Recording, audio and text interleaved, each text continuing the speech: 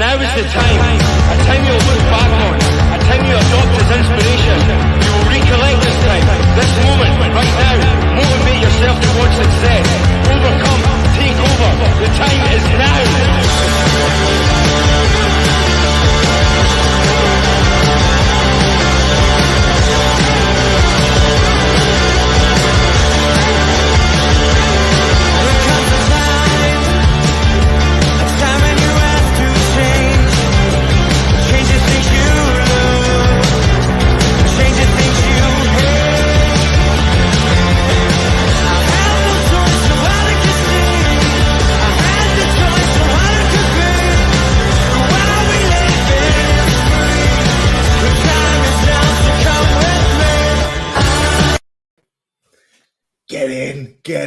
Get in. We got our results yesterday. And look who snuck in.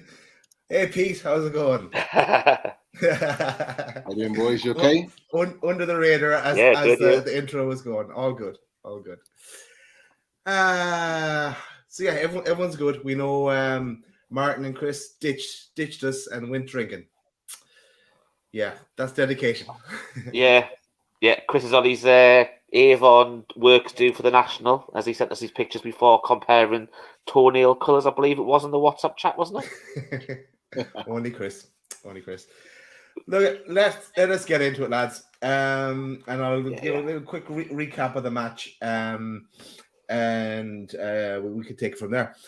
First up was, if anyone was watching on Sky, you would have seen that there was a few interviews. There was Eddie Howe interview, there's a Trippier interview, and there was a little interview with Jamie Carragher and Holly, Alex, Emil, and Adam W as well. So that was interesting, and some interesting topics there, and everyone did really well. But so then we've got into the game, and another great display from War Flags, and absolutely amazing again. And then I saw some things on Twitter today then about people taking the flags home, and I hope this guy gave his flag back at the end of the game. Can you see him there, Richie? Move that cover. Yeah, there he is. There he is. So so that was cool. The War Flags. Then we'll get into the team. So the team then for the night. Bruno started. That was his first home game. Dubravka started. There was some small doubt over him maybe before the game, and Kraft came in instead of Maikio. I think Maikio came off first, or one of the first to come off in the Spurs game. So it was, for me, it wasn't really a surprise that he did start, and he has been playing decent over the last while. All the abuse, not abuse, but slagging off we gave him before. I suppose last year he's been pretty solid last while. So yeah, let me talk about the first half. So and jump in here, lads, when Anthony comes up. So just a recap as well, because I've kind of half forgotten about the game since yesterday. So it's all Newcastle at the start, good pressing, along with the crowd. It looked like we're up for the game. Then an early injury with Fraser, that muscle injury, and Miggy came on after 10 minutes or so. Fraser tried to carry on, but he was going nowhere. He was struggling. Question mark, was ASM up for it? He did kind of flatter at times, but to me it seemed like he's been kind of told to pass as well. I mean, he was doing a nice bit of passing and laying off, and just different style as well. He kind of did get into it more in the second half, though. I must say, Bruno was slick, definitely. He was class. I think we're all going to agree he's the best player on the pitch. But then there was the little move, Bruno to Miggy, that nice little kind of cut back and the flick inside. Bruno again crossed the goal. The kind of defenders all over the place. Then Wood got kind of on the ground, put it in the back of the net. Goal. We went mad in our chat, but then VAR, and it was rightly ruled offside. Any disagreements there, lads? Nah. It was just about offside, wasn't it? It was. Yeah. I think we all knew it was as soon as it was the lines were drawn, and was just a tiny bit, but the rules are rule, unfortunately. Yeah, exactly. But Wolves were kind of a bit passive, and they weren't direct at all in the game.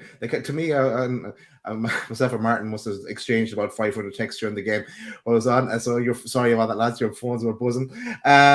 So it seemed that they did come for the draw at but anyway, Newcastle kind of the boss the first half. A few chances for Newcastle. Wood had no look at all in that first half.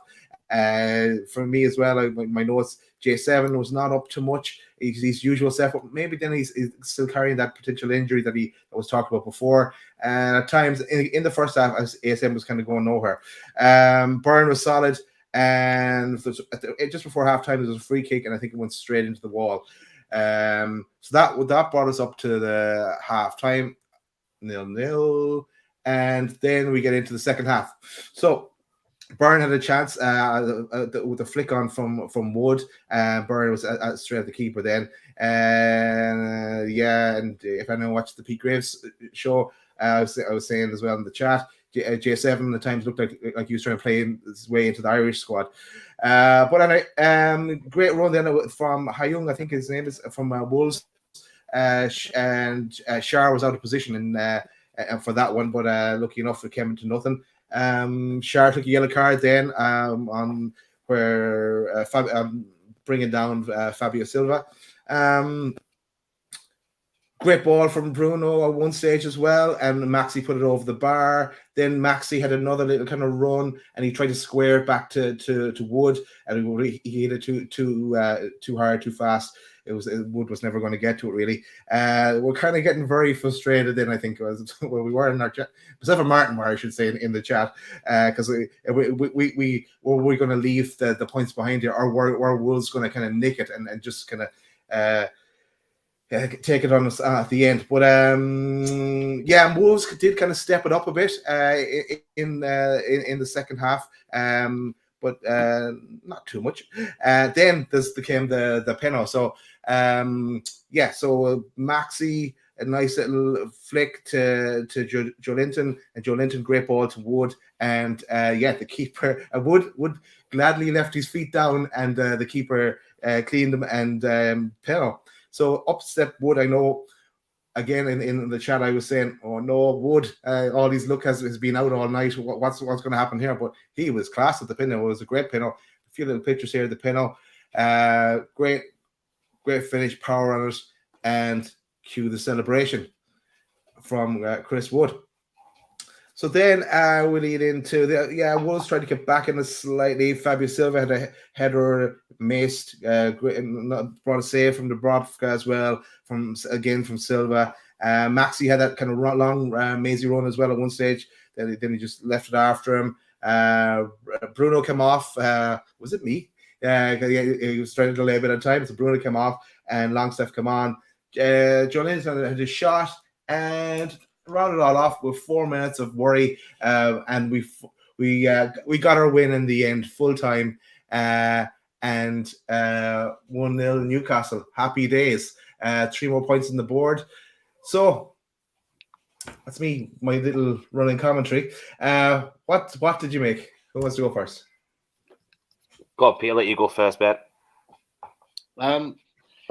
It was just a very good sort of hard-earned victory. It was, but I told you that after the game, it was never going to be easy. I think, we should never ever be fooled by Wolves at all. Wolves have had a very, very good season, and actually could have potentially gone level with the top four, or sort of close to the top four, maybe fifth with a win. So that's how close they are to that top four race, and they've earned it because they played really well. So, the fact that we've took the game to them and been the better team, in my opinion, throughout is big testament to how we've come in and we've approached the game. I thought, I loved from our perspective that we dominated possession in the first half.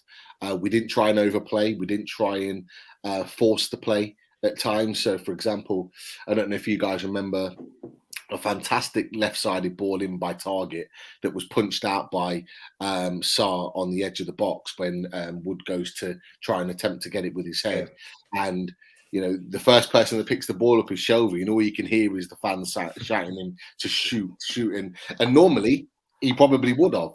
Maybe not fully controlled of the ball, but it would have just had the crowd in the back of his ear shoot, so he just goes and attempts it. But what I liked about that, there was a little bit more of a control in our play. So he takes a touch, he has a look, but instead of going for the wild shot, he tries to keep possession. And what we do, we keep control of possession, him and Bruno knock the ball about, and then we go again. And we just kept that wave of attack, which ultimately presses Wolves back. They can't counter-attack if they've not got the ball, and we kept the ball really well in long spells in that first half, and then picked our opportunities to play the ball. And I really like that, because that showed a little bit of evolution and development in our play. So I was really, really pleased. We were unlucky with the goal. I thought it was a really well-worked piece of football. The whole passage of play to the goal that got ruled out was fantastic.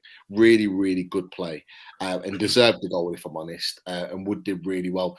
The one thing I liked about that is Wood being in the position that we want him to be, in and around the 6-yard box, chomping at the bit, looking for any scraps that come out his way, and he did, and he got the goal, and it was really, really harsh. It was offside, it was right, but I thought, he was really lucky to get that chalked off. But we were certainly the better team, and I don't think anybody would have argued as if would have been 1, maybe 2-0 up at half time. But into the second half, a little bit more cagey. We're always going to expect a response from Wolves, and there was a little bit of a response. But I don't know about you guys. I never ever felt like we were under the cosh at any point in that 94 minutes. I never felt, they could score here. They could really muster up a chance. And we let them have a little bit more possession. I think they ended up having more possession in the game. Something like, I think they had like 50, 58% in the end, something like that. I can't remember exactly. But ultimately, what we did is we did to them what they were planning on doing to us, is that as they got more of the ball in the game in the second half, what we did is pick them off on the counter-attack, which is exactly what their game plan was, is to sit deep, hit us on the counter-attack. What we did is we reversed it. And, that was really, really well done by the management team, by the players, that we kind of rode the wave of their attacks and then hit them on the break. And it was a great move. Fantastic move. I'm sure we'll get into it at some point. Anisette Maximin, a fantastic flick. Joe Linton with a great ball, picked the right pass. Chris Wood, very, very smartly, as a striker should, went to ground in the box to earn the penalty. And it was a great penalty. A lot of people, the Geordies down south boys on the chat, were saying, who's going to take it? Bruno, Shelby. For me, there was only one person who was ever going to take it, and that was Chris Wood. If you remember, in the Aston Villa game, when we thought we had a penalty, it turned out to be the free kick that Trippier scored. Wood had the ball. He was going to take the penalty. Okay. In any of the penalties that Wood's taken, I think his last one for Burnley is an absolute scorcher, right in the stanchion of the top corner. He can take a penalty. He's a good penalty taker. And I didn't think there was anyone else that was going to take that. And I'm glad that he did, because it was a really, really accomplished finish under pressure. It was a pressure point. And it just goes to show, and I wish kind of Mark was here, because Mark would agree with it, in that Mark kind of banged the drum with Chris Wood. And I remember us both saying, I think on the transfer shows towards the end, is that Chris Wood might not score week in, week out, but the goals that he scores will matter and mean that we pick up crucial points in the season. And Mark said it, and I've said it as well, and he did. He scored the all-important goal that got us a massive 3 points. So absolutely buzzing. Forget everything else that's happened today and any other team. We're on the march. We're on the march to that 40. Forget the 35s, the 37s, in my opinion. I think we can get 40 plus between now and the end of the season. I'm buzzing. Really, really happy. Just before we go to you, Rich, just to go, I'm back on the penalty taker. I was one of those that was thinking, who's going to take this? Will it be Maxim? Will it be Bruno? I was, and I just thought that with the way that the day was going for Chris Wood, I was like, okay, it could go to shit here, really. And look, I didn't realize. I think it was Johnny Two for Life. I saw Colin come up there that he's scored. He's very good at penalties. He's an accomplished penalty taker. So yeah, let him take them again. It was kind of like Shearer, like the way he finished that penalty. Actually, I think about it. But over to you, Rich. Do you know what? Well, for a start, I must say, Daz, that I'm glad you kept your roundup at the start to about a 50th of what you and Mark were like in our chat last night. That was a good start, because it literally was, and I know exactly what Pete did last night was the same as what I did. Fortunately, I was streaming, so I was about 30 seconds behind everything. So I literally put everything to one side. Didn't want to get anything spoiled, because every time there's a goal goes in, I'm usually about bang, there you go, goal, and I'm thinking, I don't know. I know people will be the same. You lose the knack sort of thing. You lose the enjoyment of a goal going in. Yeah, I agree. Like I'd be the same. So it was glad that you kept it to about 50th of what you actually put in the chat last night. So cheers for that. But going back to the game, I think first half, I think we were the better team first half. I don't think, to be fair, I thought Wolves. I was surprised with Wolves first half. I was surprised how poor they were. Whether that's because Newcastle were very good or they were very poor, obviously, that's up for debate. But I thought we were really good first half. I thought we dominated the game first half as well. I felt we were good in possession with the ball as well. I think the main thing, and I think probably you guys will agree on this, that the one thing that it probably happened for the majority of the game, it got a little bit better towards the end of the second half, was that final ball in the third that tended to be what let us down. I thought we had some quite good build-up play throughout the game, but especially in the first half. The one that we did have that nice little touch of class between Almiron and Bruno. It was unfortunately ruled out for a rightful offside. I think we were the better team first half, and as the commentary team said last night on the show, Wolves wouldn't be that bad in the second half as they were in the first half. And sure enough, they came out a little bit more dominant, which tend to be this season. They tend to do a lot better in the second half, Wolves. As the game was starting to go on, it was a little bit nip and tuck, and it did have the feel that one team was going to nick it 1-0.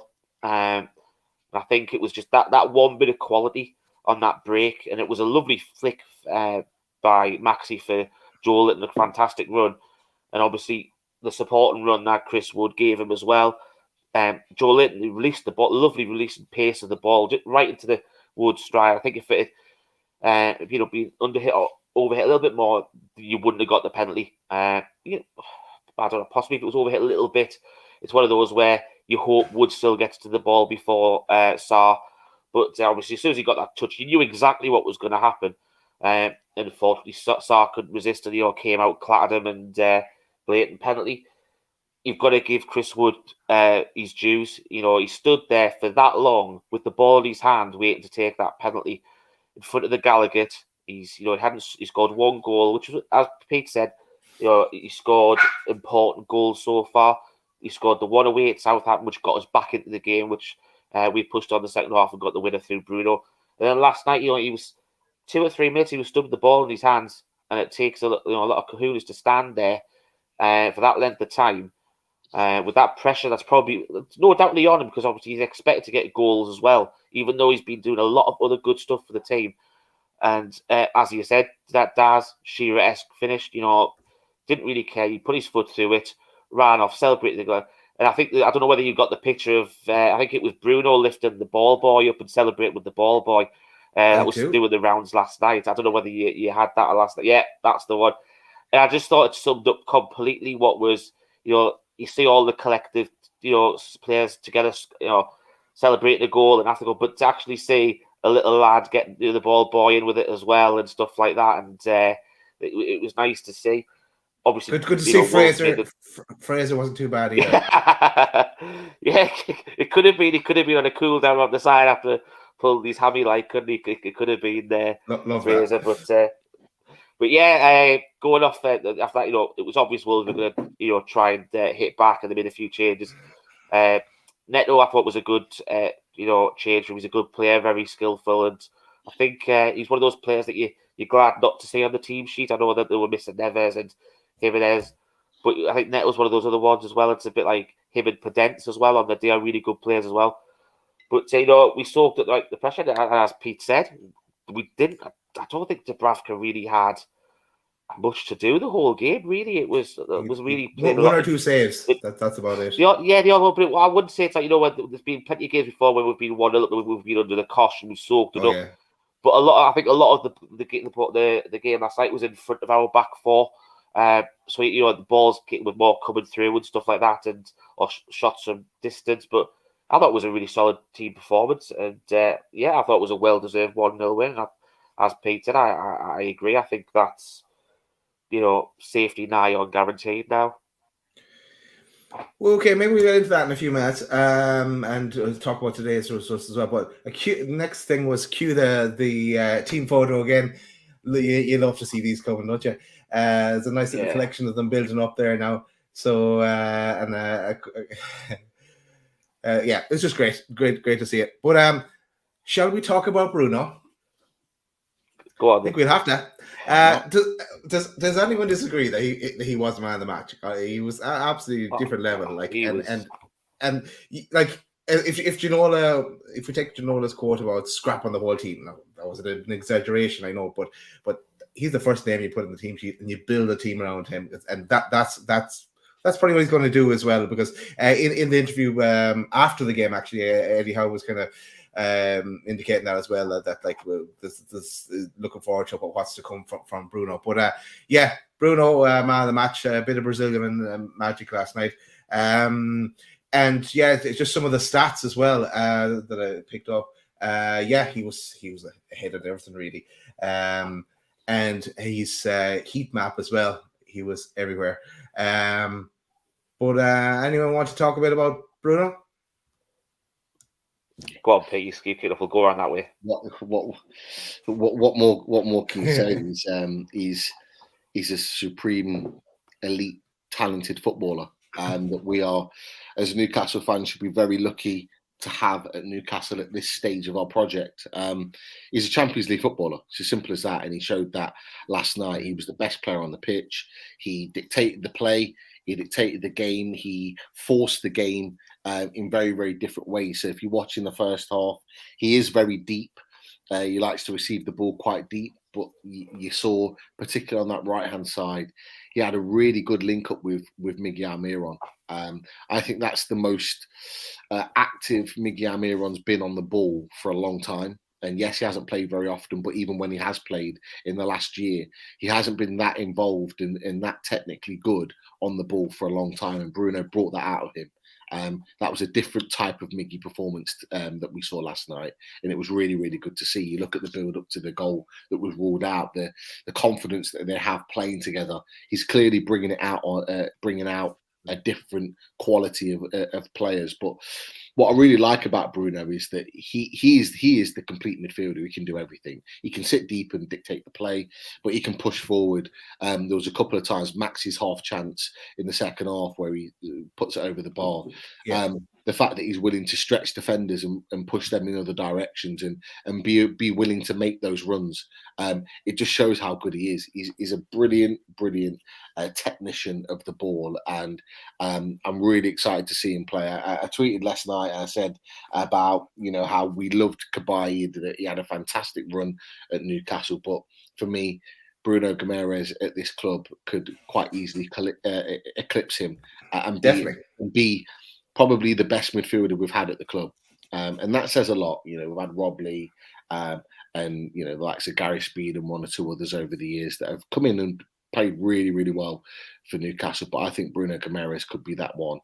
Given time and given the project build, he could really be that top midfielder.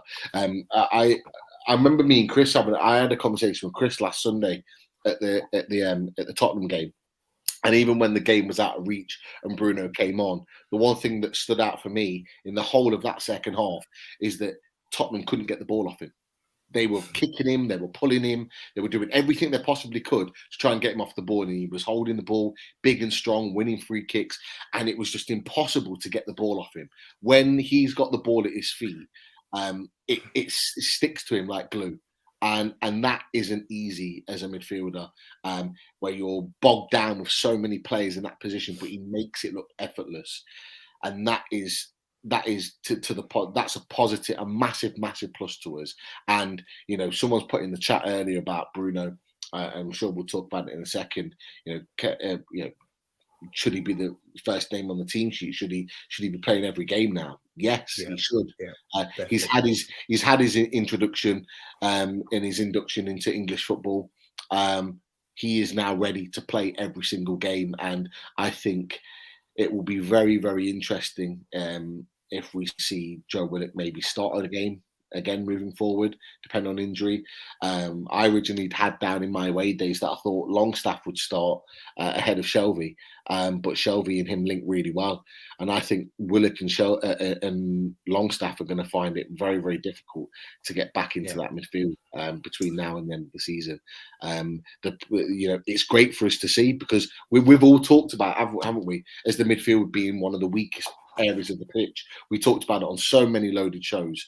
But for me, that's one of our strengths now. It is a big reason because of that.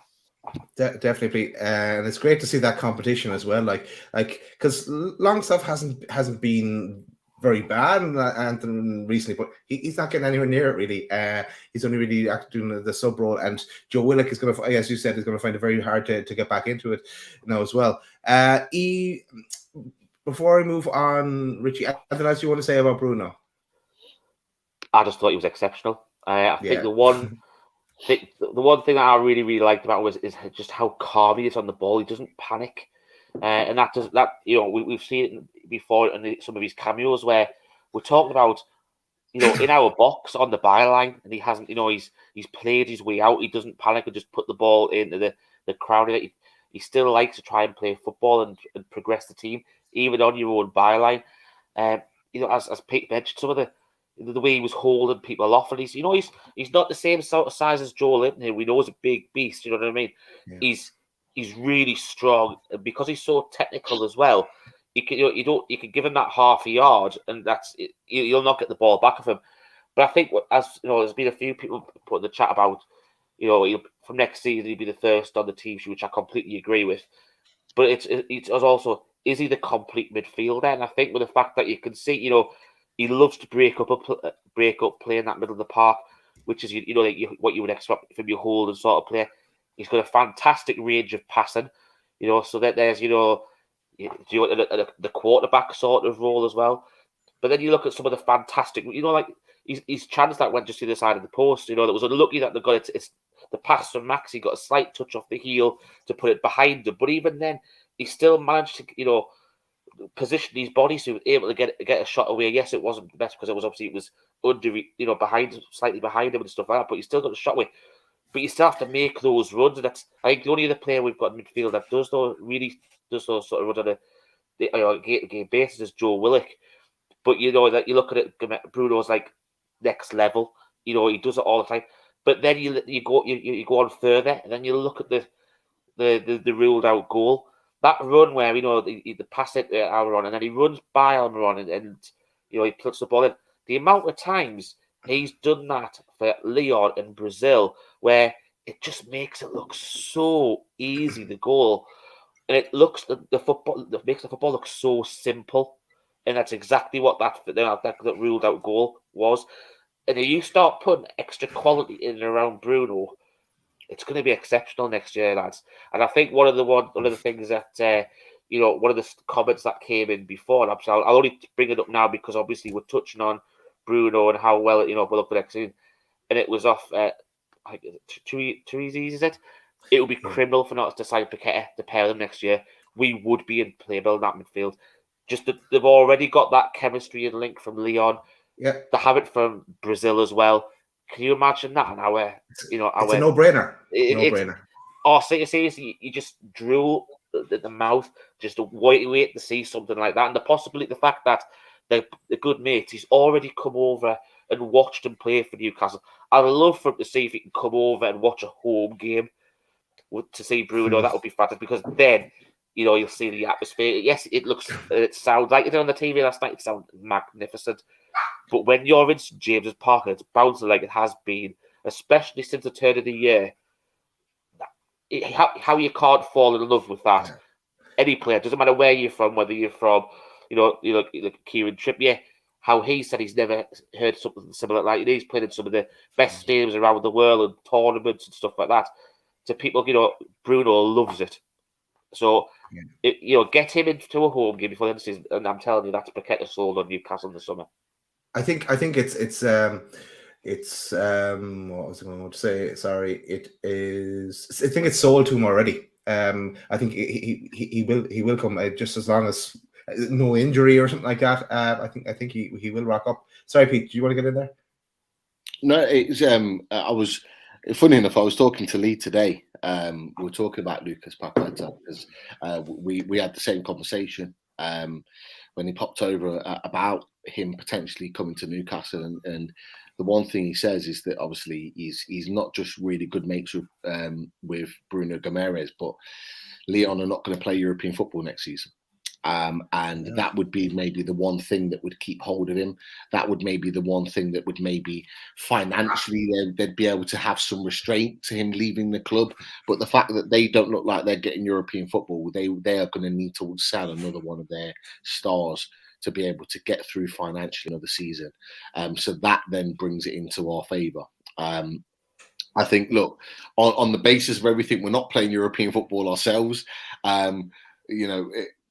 People might ask the question outside of Newcastle, why would he come to play for Newcastle? But there is a project there. Bruno Guimaraes is a very, very good friend of him. He wouldn't come and watch us at Southampton if he wasn't interested in seeing how we are as a club. And if anyone watched Lucas Paqueta on Thursday, you will see that he is the next cog in our machine of midfielders. So Bruno Guimaraes is all actions all over the place. If he's a deep line midfielder, alongside Joe Linton as that attacking midfielder, what he brings is he brings technique and quality of the same element of Bruno Guimaraes. But what he also brings is he's got that ability to score goals. He knows where the goal is. And if you've got Bruno Guimaraes supplying him along with a new striker in the team, if you've got Bruno Guimaraes supplying the ammo to those guys, I think it takes us to another level very, very quickly. You look at how, and yes, it didn't look like it today, but you look how Aston Villa looked when they brought Coutinho in and they had Coutinho alongside Buendia. It hasn't manifested into anything beyond that, but for me, I think as players, Lucas Paqueta and Bruno Guimaraes are better than Buendia and Coutinho right now. Coutinho is the bigger name, but in terms of the players that are playing right now, I think they're both better players. And I just think, I can't remember who I had this conversation with, but the one thing I said about Bruno Guimaraes and the potential of Lucas Paqueta is that what it does is that we're working in stages here with our project. We're looking at buying players as part of a project, as part of a build. Now, Bruno Guimaraes and Lucas Paqueta are not the first phase, they're the third phase. We're jumping one or two phases by signing these players.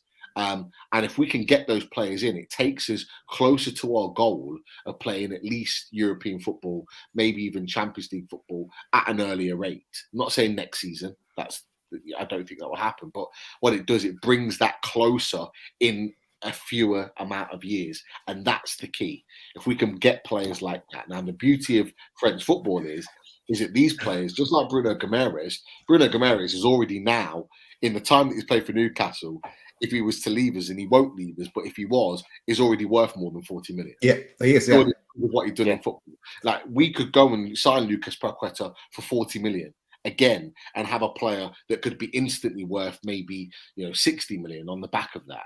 And that's the beauty of us potentially getting a player like that, is that in those leagues right there, when they need money, we can take advantage of it. And, again, that would be a deal that I'd be looking, if I was Newcastle United, as soon as it's mathematically safe, be looking to get that deal wrapped up very, very early, like we did with Bruno Guimaraes in stopping our rivals in taking him beforehand.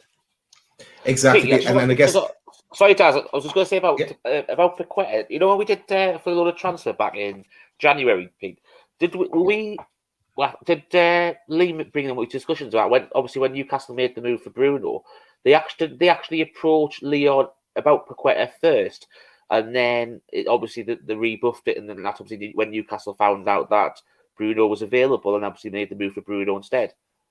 I don't think Lee mentioned that in the show as such, but the one thing I think Lee mentioned is Lucas Paqueta. He actually mentioned him before Bruno Guimaraes. Yeah, I remember that. Yeah, in saying that in his opinion, Lucas Paqueta currently was the best player in France at that moment in time. He was playing the best football, and that was including all of PSG's superstars at that particular time. Lucas Paqueta was the best performing player in the league. So that's what he'd mentioned initially. But would it surprise us that Newcastle inquired about Paqueta first? Not at all, because he is a top quality player that we could get a reasonable fee. 40 million, we could probably get him for that sort of fee again, maybe rising to 50. We could get that deal done, and there's no problem in that at all. But it wouldn't surprise me in the slightest if we had a look at him and tried to get both of them. But look, Leon is still playing in Europe. They were never going to release both players.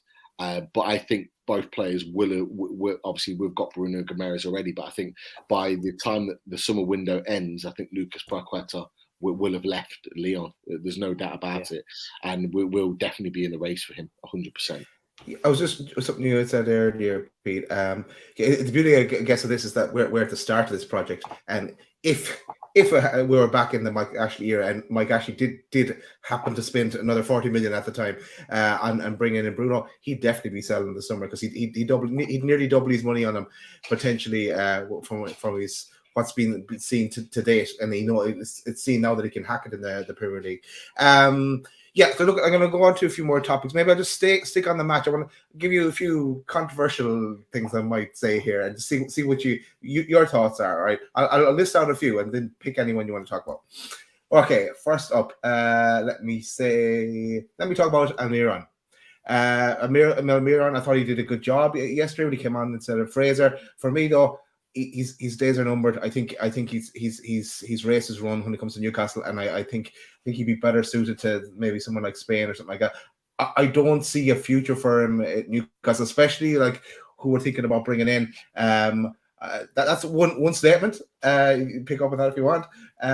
Joe Linton, I didn't think he had the greatest game ever, but I'm going to put it down to him. He might be still kind of carrying some kind of injury. So he wasn't at his usual best for me. I know he got the nice touch on the pass for Wood to win the penalty. ASM. If you looked at the chat, myself and Martin was slating ASM, but ASM, he grew into the game. He started to make some nice runs towards the end of the game and stuff. He wasn't at his complete best, but maybe gradually he's getting back into it, and we'll give him a chance and see how he gets on the next couple of games.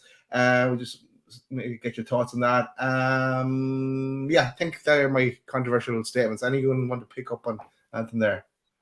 Go on, Richie. I agree with what you said about Almiron. I do unfortunately think his time at Newcastle's, he's a nice lad, he'll run his heart out. I think he's just hasn't had that quality that we thought he might have had. But coming from the MLS to the Premier League is a big jump. He probably had the perfect manager to do that when Rafa brought him in, but he's regressed that much, lost so much confidence under Bruce, and other people have got ahead of him now, and I definitely think that there's possibly, as Dad said, I think Spain's probably the ideal sort of league for him, I think. So it wouldn't surprise to see him move in the summer there. Who else did you talk about there, Dad? Did you mention briefly? I said Joe Linton and ASM. What was your thoughts on their performance? Yes, Joe Linton, I think it was, he put the effort in. He hasn't been the performance of the heights he's had over the last few months. He was still solid enough. It didn't set the world alight, but to be fair, you've got to look at some of the fixtures that they've had up since January. There's been a lot, especially they've had some away games, and the amount of running that we have to do when Eddie Howe likes the press now, and sometimes you see the extra midfielder coming through to do with the press, and they are having to cover a lot of ground, so they will tire. So you're not always going to be able to set the world alight every single game, but that's every single player on the pitch, not just Joe Linton. Obviously on days like last week, unfortunately, everybody tended to have an off day last week, but the majority of the players last night played really, really well. So that's probably why J7 stood out a little bit for his performance not being up to stand, because he hasn't been as good as he has been recently. The players were playing really well. Like Target, I thought had a fantastic game last night. I thought Dan Burn looked solid again as well. I thought Kraft was quite solid. I was a little bit surprised he got dropped, but then obviously when I caught the start of the chat last night, because obviously he was first off last week at Spurs. And to be fair, he doesn't set the world light, but he looks a lot more solid than what he did when under Bruce. He looks a fullback. You know what I mean? He looks good in the position that we actually bought him for. He isn't a wing back. He never has been a wing back. He's or a centre back. He's a bit like a foreign version of Paul Dummett. Do you know what I mean? He does the job. But you know what I mean. He does the job. He doesn't really go forward well, but he defends well. And to be fair, since he's got in that back line, he has defended a lot better in that right back position.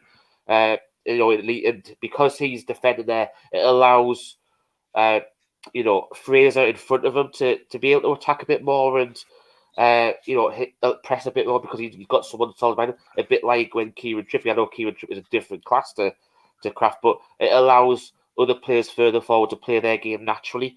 Not sometimes you look back and think, oh, I need help from whoever's in front of us. They're not tracking back, or sometimes what we've felt ASM is a little bit guilty of occasionally, sort of thing. ASM, I think first half, I think he just tried too much, if that makes it. He's trying too much to make something happen.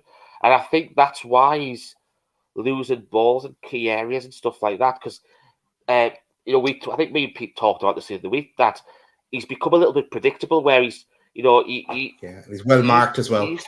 There's always two. We always need at least two men on him every single time. And that's because it's so difficult to pick up. And that was really good because when he used to drag him out, it created space for other people. And that was why he tended to know when to release the ball. But he sort of took it on his own shoulders now where he wants to have to make something happen. And I think he's been trying too hard.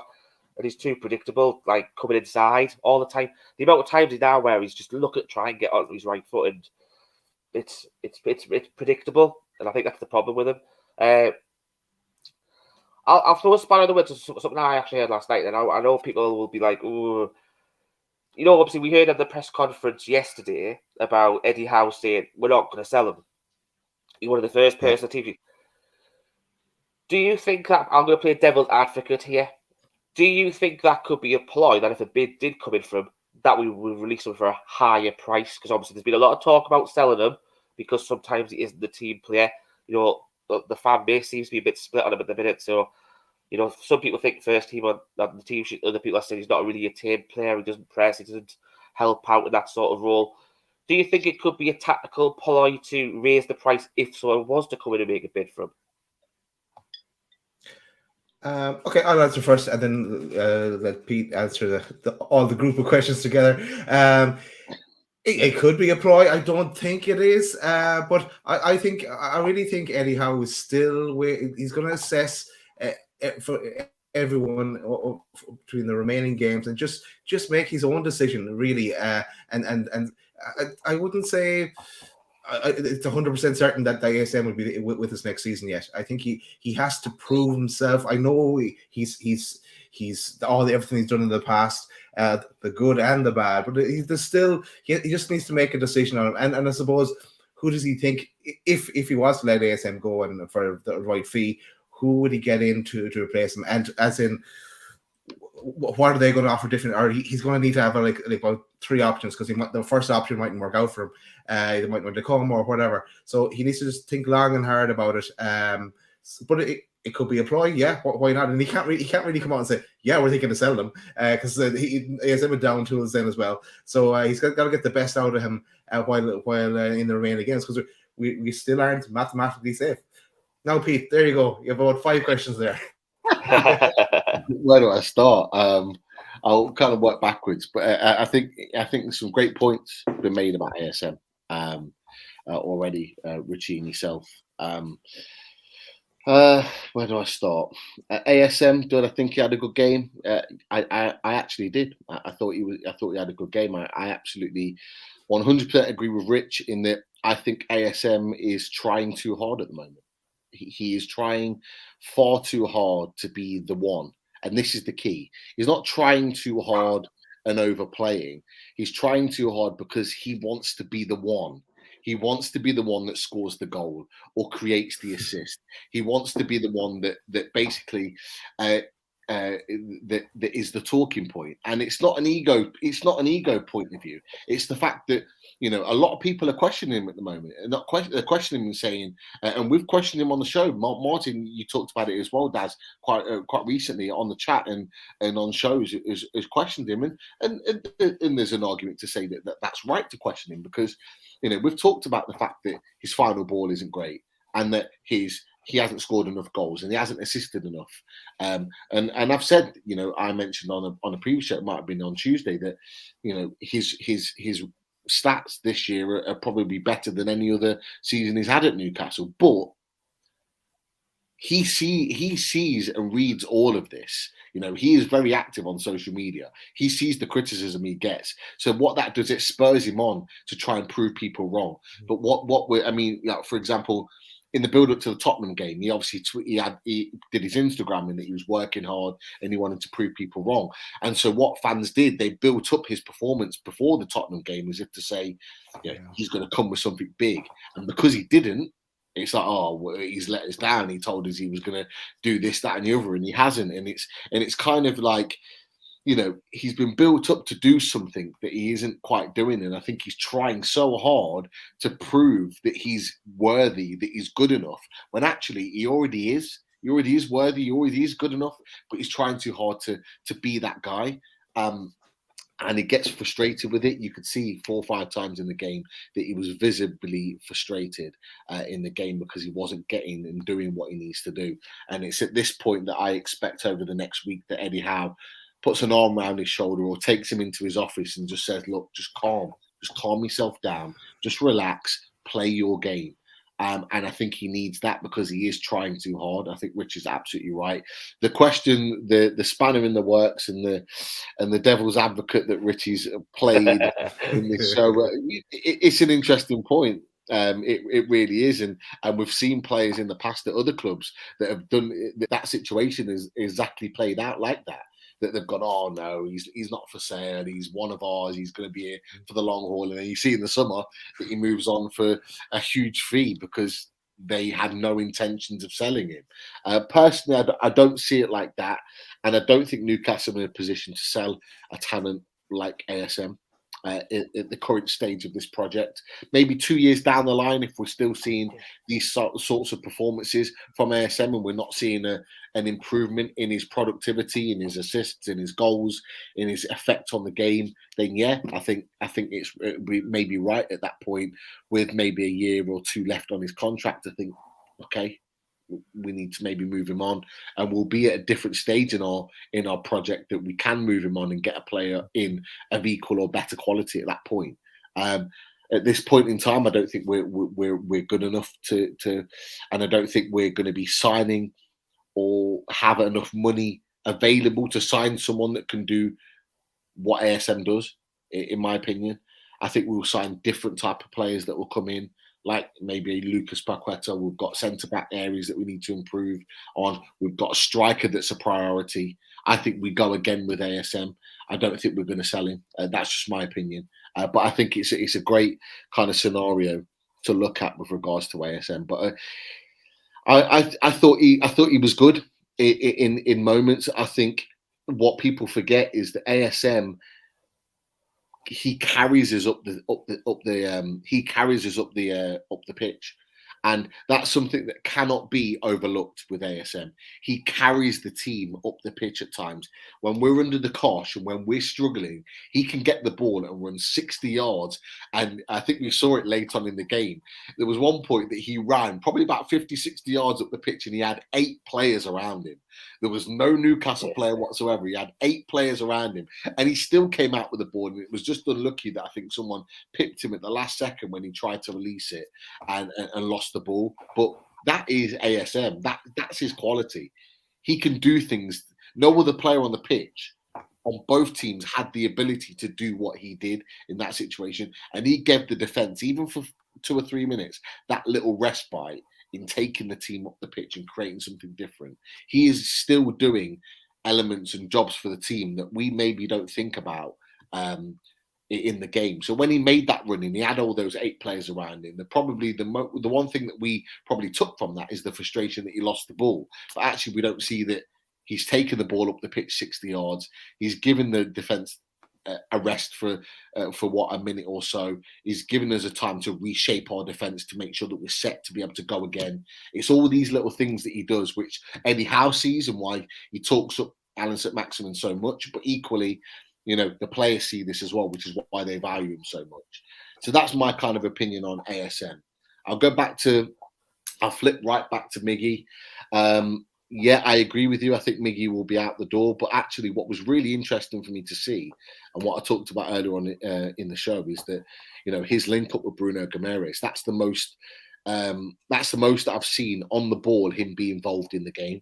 And Bruno brought out another side to Miggy that I haven't really seen before, in terms of his technical ability, in terms of his passing, his range of movement, being able to, not just his range of movement, because he makes those runs before, but he's not actually been found with the right passes. Bruno found him with those passes and opened up opportunities for Miggy and for the team based on Miggy's movement. We haven't maximised Miggy's movement. He's a fantastic mover in little pockets of space that players find very difficult to mark him. And the goal that was disallowed was a perfect example of that. And we maybe need to utilise that a little bit more. We didn't touch on the fact that Fraser's got a hamstring injury and probably is going to be out for at least 2 weeks. We probably won't see him until the earliest, maybe the Norwich game. And so Eddie Howe's got a decision to make. Does he go with Miggy, which he has done the last couple of times, and he's not really gone with Murphy, who I thought maybe would be the sub that he made for Ryan Fraser earlier on in the game. He went with Miggy, and that was quite telling.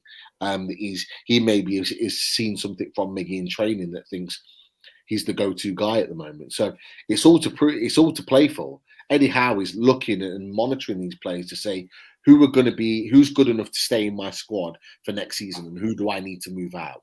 And I think it's a straight up battle with Jacob Murphy and Miggy at the moment. And it was interesting that he went with Miggy last night rather than Jacob Murphy. So let's see how that one plays out.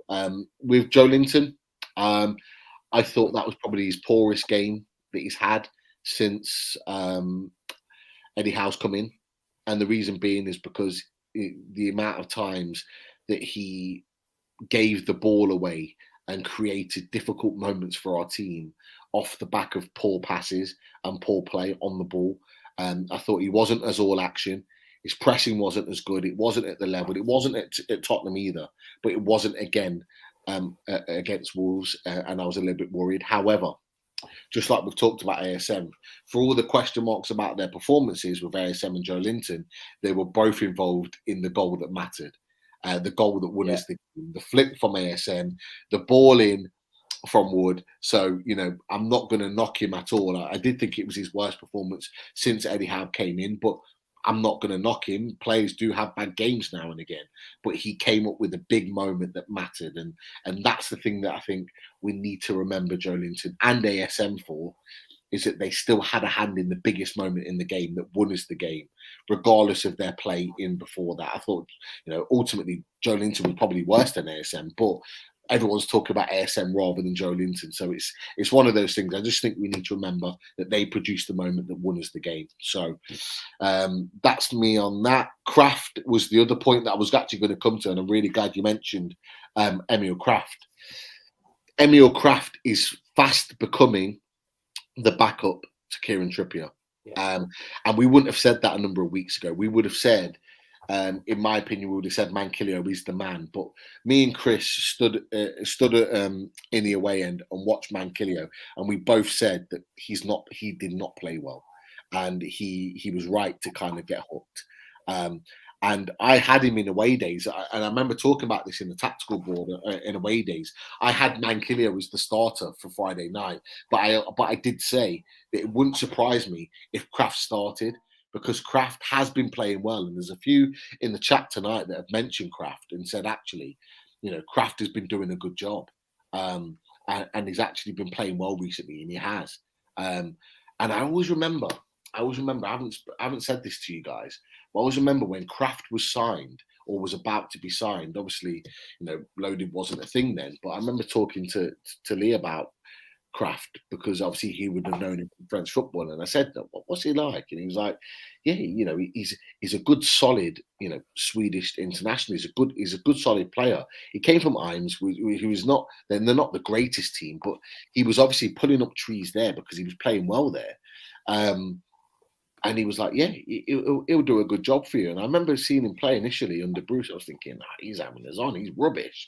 But what we're starting to see now is a manager that tactically working with him and playing with him, he's starting to really kind of bring out the craft that maybe Lee saw in France and the way he was playing in France. We're maybe starting to see that a little bit more in his performances at Newcastle. And, you know, I just think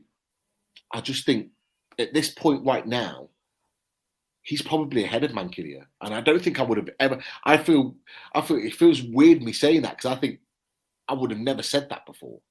But now at that point, he's probably ahead of Mankilia. And it looks like potentially, and I don't know what your thoughts on this are, Richie, that, you know, Mankilia looks the closest to be maybe going out the door in the summer compared to Kraft. Yeah, I think he probably is. Kraft has looked a lot more solid, especially, you know, I think that some of the moves that came down our right-hand side against Spurs, it was just, some of the defending was awful. You know, Mankiel seemed to be all at sea sometimes, watching the ball and stuff like that. And yeah, it was really, really, I think it highlighted some of his big weaknesses last week. So yeah, I think probably Kraft is there. He's got international experience as well. You don't become an international footballer if you're not a good footballer. But you look at how many players that we've had that under Steve Bruce regressed so much, but now all of a sudden we've got a fantastic coaching team working with these players, and they're revitalising them and stuff like that. I wanted to go back to what we were discussing roughly about Miggy. I must admit, I was a bit surprised when Fraser was going off there. I automatically presumed that Murphy was going to go. And I don't know if you were the same, thinking that as well. You know, it's a like for like, isn't it, really? But you touched on that, is how seeing something in training from Miggy. Now, we all said we thought he'd be on his way out this summer, but it's one of those things where you buy quality players and it brings out the best in other players. And as that game went on last night, it seemed to me that Miggy got more confidence off Bruno. And you start to think, you know, if you bring in a Paqueta, or, you know, you bring in a decent striker as well, and, you know, eventually we'll probably I still think we'll bring in either the winger this summer, as well as I think, you know, we haven't got a really replacement on the left if needed. I know Fraser can cover both, so it will be. I still think we need another winger in there somewhere, but I don't think Miggy's a winger. I've always thought that Miggy's like a number 10, but he's like one of those like in and out one sort of stuff. He's not one he will just sit there and lay it off. He likes to be a bit like he was last night. You know, he got the ball off Bruno and a nice little, that confidence, you know, a few months ago to do that little flick to get Bruno that extra few yards to put the ball in. Yeah, okay, it was ruled out, but Bruno, I haven't seen Miggy try a move like that in a long, long time. To have the confidence to do that, you know, he always says, you know, having that quality around you, you think, oh, it raises your game as well. Do you think there's a possibility, like you said, about how he's starting to use some of these games to see who he could take forward to the next phase of the project? And do you think that's why he brought Miggy in last night, to see whether, against these sort of caliber of teams, because, you know, let's not kid ourselves, we're not going to be, you know, challenging for a top 4 next year. Wolves is probably our goal next season, roughly where you'd want to be. You know, top half the table, possibly challenging for the Conference League, or if you have a really good season, the Europa League and a push. But that's the sort of team we're playing. So do you think you put Miggy in last night to possibly think is, let's see what sort of quality he's like in the team that we want to be like matched against next year?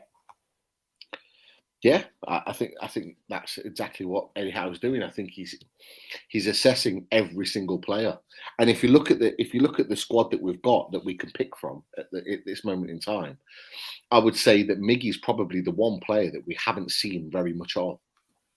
You know, Jacob Murphy's played a number of games and he's seen what he can do.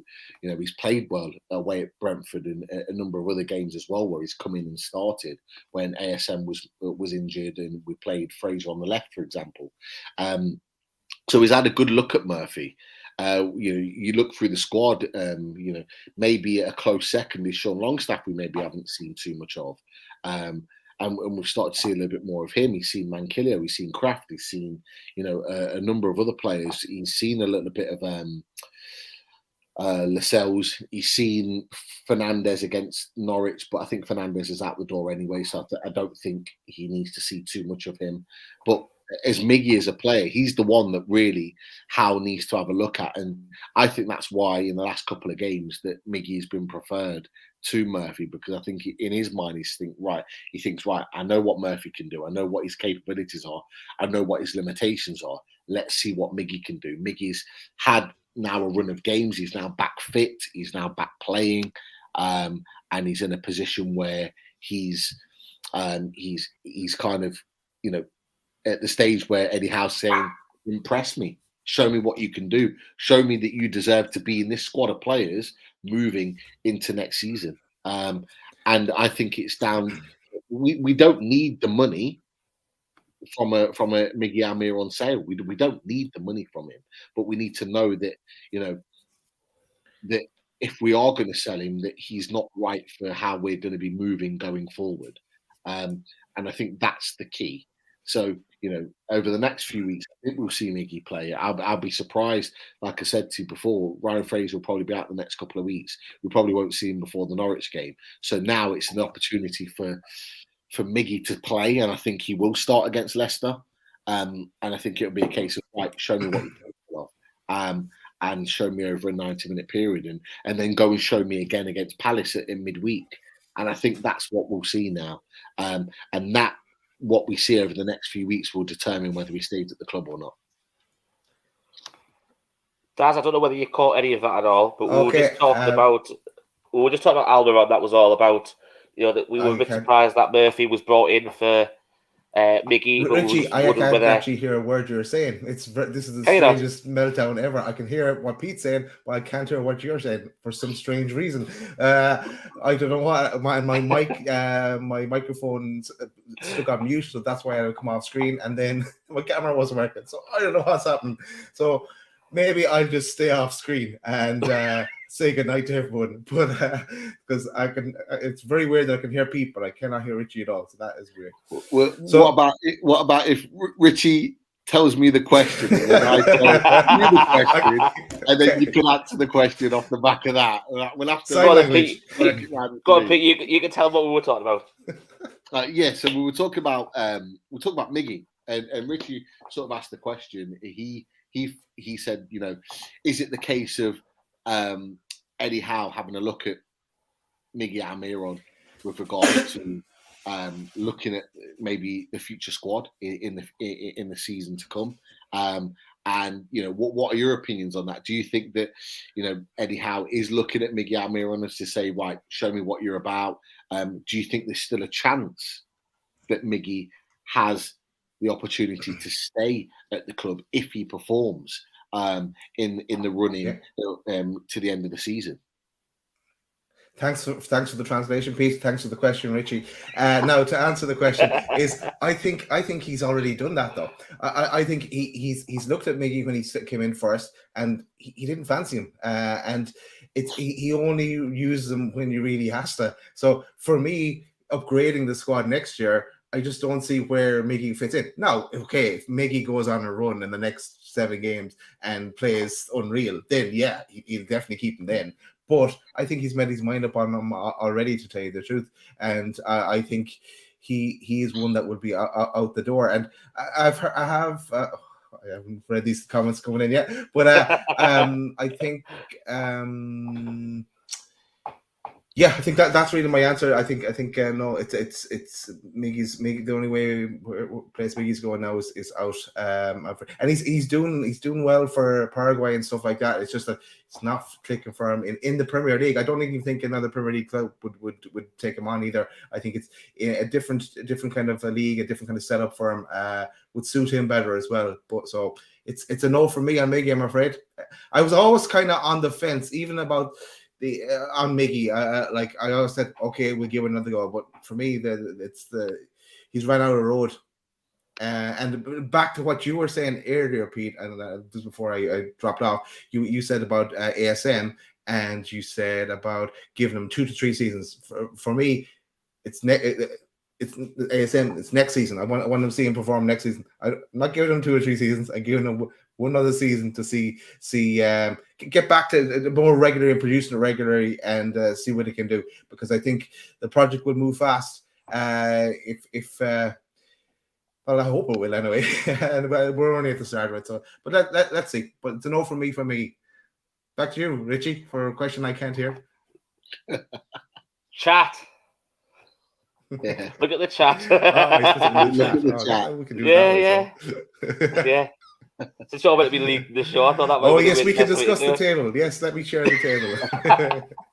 I had it ready actually earlier, but then I know you did. conked out. I know. Oh, yeah. Then we can go on to the questions that some of the viewers have put in, because there's quite a few that put But in. so yeah, here is the table, and let me bring it down to our part of the table. We won't look at the top of the table till next season. So that was the big. You probably haven't talked about it yet. The big thing is the Everton result against Man United today, 1-0. That was a shocker for me. I was sure that Man United were going to. I didn't see any of the game, but I was sure that Man United were going to win that one, especially when they're fighting it out for Champions League spots as well, and up here. But that's not looking great for them, is it? But yeah, and I suppose the other thing on the table as well that I would say is the big one tomorrow, where Norwich against Burnley. Everyone should be shouting for Norwich tomorrow. I know everyone wants to see Everton go down, but it's let's take care of ourselves first. It's with that results today. It's still, I know we're still 10 points clear, but there is some kind of doubt lingering over with results like that. Like if Burnley were to go on some kind of a run, get the 3 points against Norwich and continue on, their fixture list isn't that bad. Everton's is, but Burnley's isn't that bad. I know we have to play them at the end of the season as well, but I still think there's points to be got just to make sure of it. I agree. I think everyone's going to be a Norwich fan tomorrow for the early kickoff. I think you're absolutely right, Daz. We need to look after ourselves and make sure that first and foremost we stay in the league. And I think it would give every Newcastle fan a sigh of relief if Norwich picks up the 3 points tomorrow.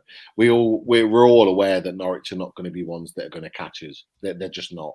In the remaining games that they've got in the season, they've got some tough games as well against some good teams, which I don't think they'll pick points up. But this is the one game that we want them to pick points up, because that will properly derail Burnley's season if they lose tomorrow at Carrow Road. It's Everton, Leeds, not really interested in it. It's not really an important thing. The one thing that's interesting from our point of view is if we beat Leicester next Sunday, we're on the same points as them. And for the season ultimately that they had, obviously they've got to play their game this weekend, but with the season that they had, for us to be in and around them at any point in this season, with the way in which we started this season, just tells you the kind of job that Eddie Howe's done. He's done a tremendous job. But the one team that we should definitely be targeting is the team that got hammered 4-0 today, and that's Aston Villa. You look at their last 4 games, four games, 4 losses. You look at Southampton, got smashed for 6. They're the teams that we should be targeting, finishing ahead of, and we're only a couple of points away from them. And with the games that we've got, Leicester, Palace, and then Norwich, with positive results in all 3 of those games, we could be seeing ourselves potentially plus 40 points. After those games, there's no doubt about it. But we're in a position now where we can really use these next 3 games to provide some daylight and really cement our place in the league. I think if we get to 37 points, I think we're safe. Even with the results today, we're safe. And I know teams are worried about Leeds. Fans are worried about Leeds and Brentford. I don't care if we finish above them or not. It's about Everton. It's about Burnley. It's about Watford. I think Watford are gone. Yeah. That result today was bad for them. But Burnley, Everton, they're the key. They're the key games. If we're still monitoring other teams around us, it's those 2 teams.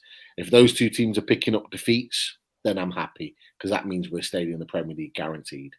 I don't know what your thoughts are on that, guys. I think if you look at the results on there, I think in an ideal world, everybody would love Everton to go down. But the one thing we've got to look after ourselves first.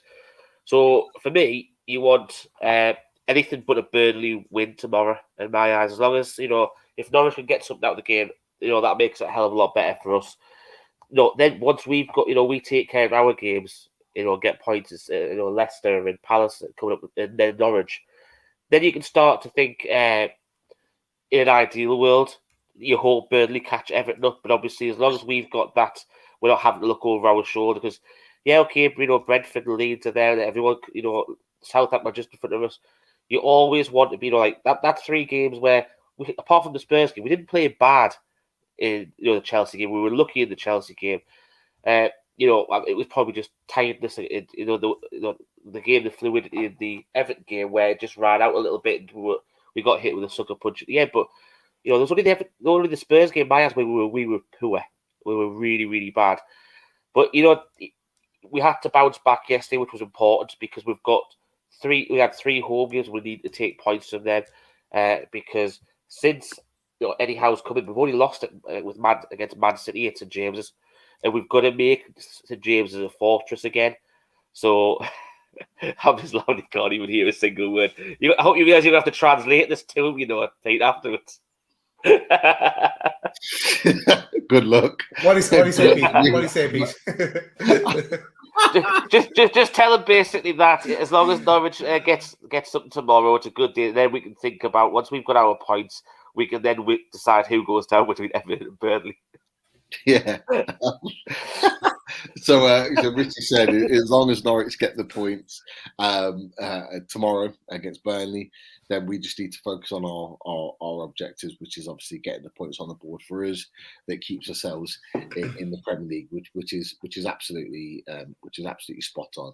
We just need to think about ourselves, and you know what, every player and Eddie Howe have been the same. Every player that's had an interview, every manager that's had an interview has said exactly that.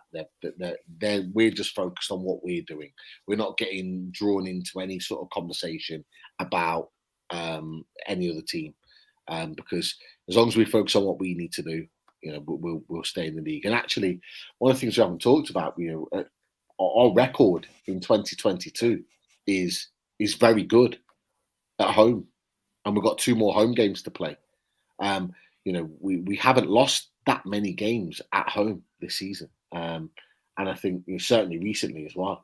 I think we won 4 on the bounce. I think I'm pretty sure. Yeah, the first time Eddie Howe's won 4 games on the bounce. Yeah. So we should be going into this Leicester game full of confidence. There's question marks, and I'm sure we'll talk about this on the away days on Wednesday. There's question marks about Vardy.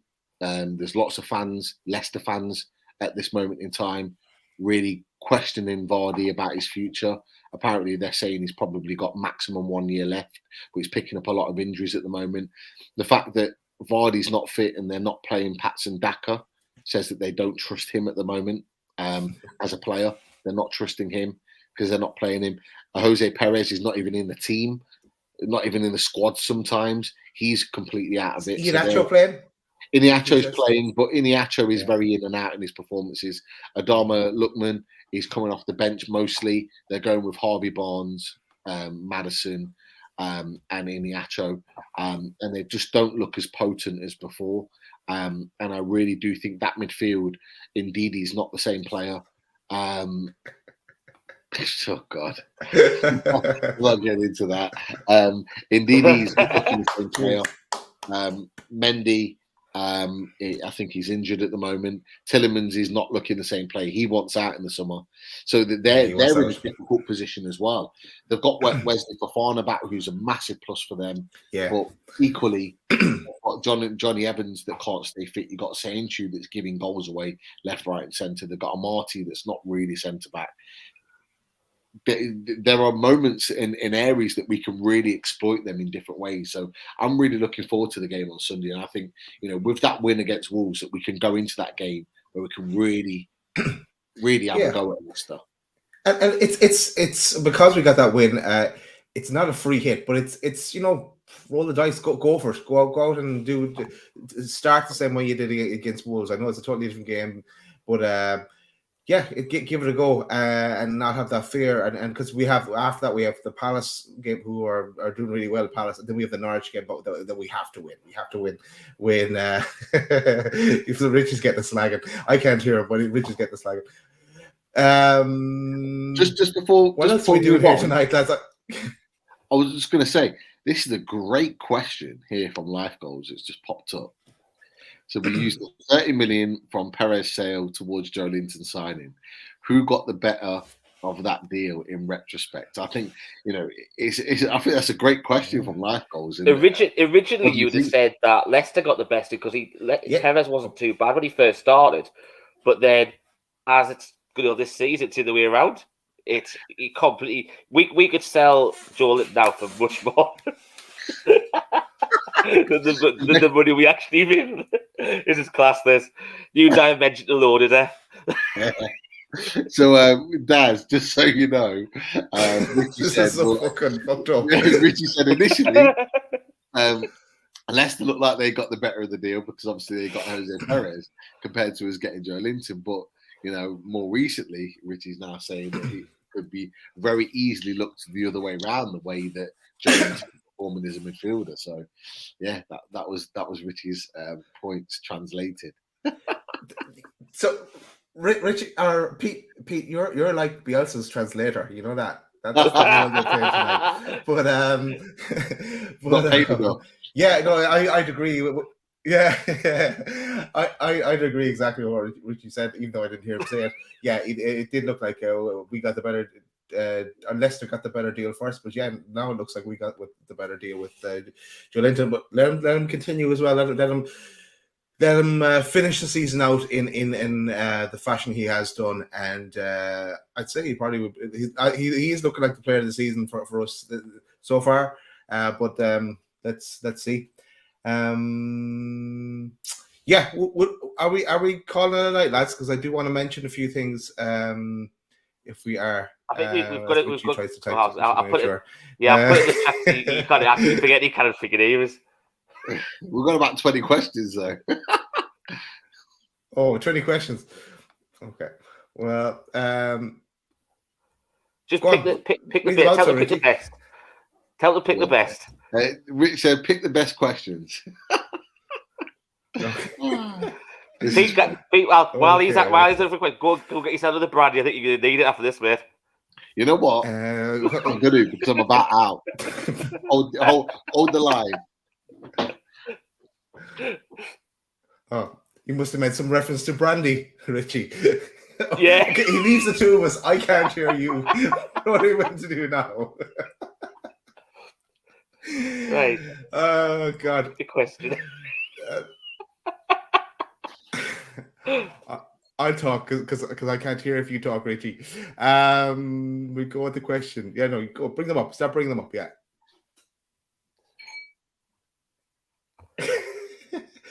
Alternative to the Three Amigos. Yeah.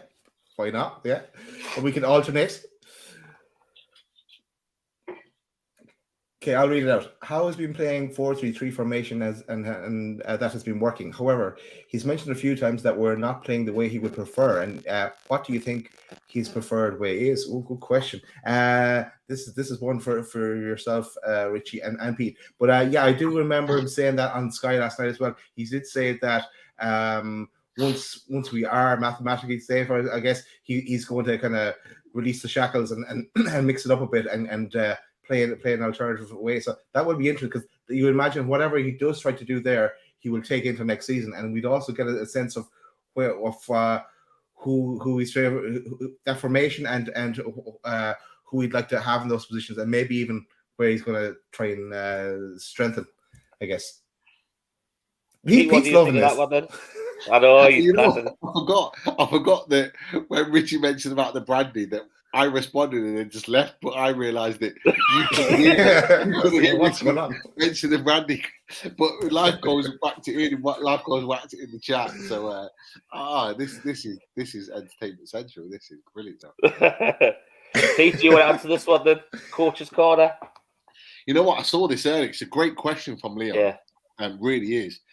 And actually, he keeps referencing this, Eddie Howe does, and it's great that his Leon's picked up on this, because I'd noticed this as well. He keeps referencing that it's not necessarily the way he wants to play. And the reason being is because we have, even though we've improved in our possession in games, it's not what he wants. He wants to dominate possession. He wants to be the team that goes out there, home and away, and dictates the play. He wants our players to dictate the play and have the ball at all times. And I think, bringing in our next batch of players in the summer will show us the way in which he wants to play, which means he wants to have the most possession, he wants to dictate the play, and he wants to create the most chances. He's looking at our Newcastle team currently, and if I look on the stats from last night,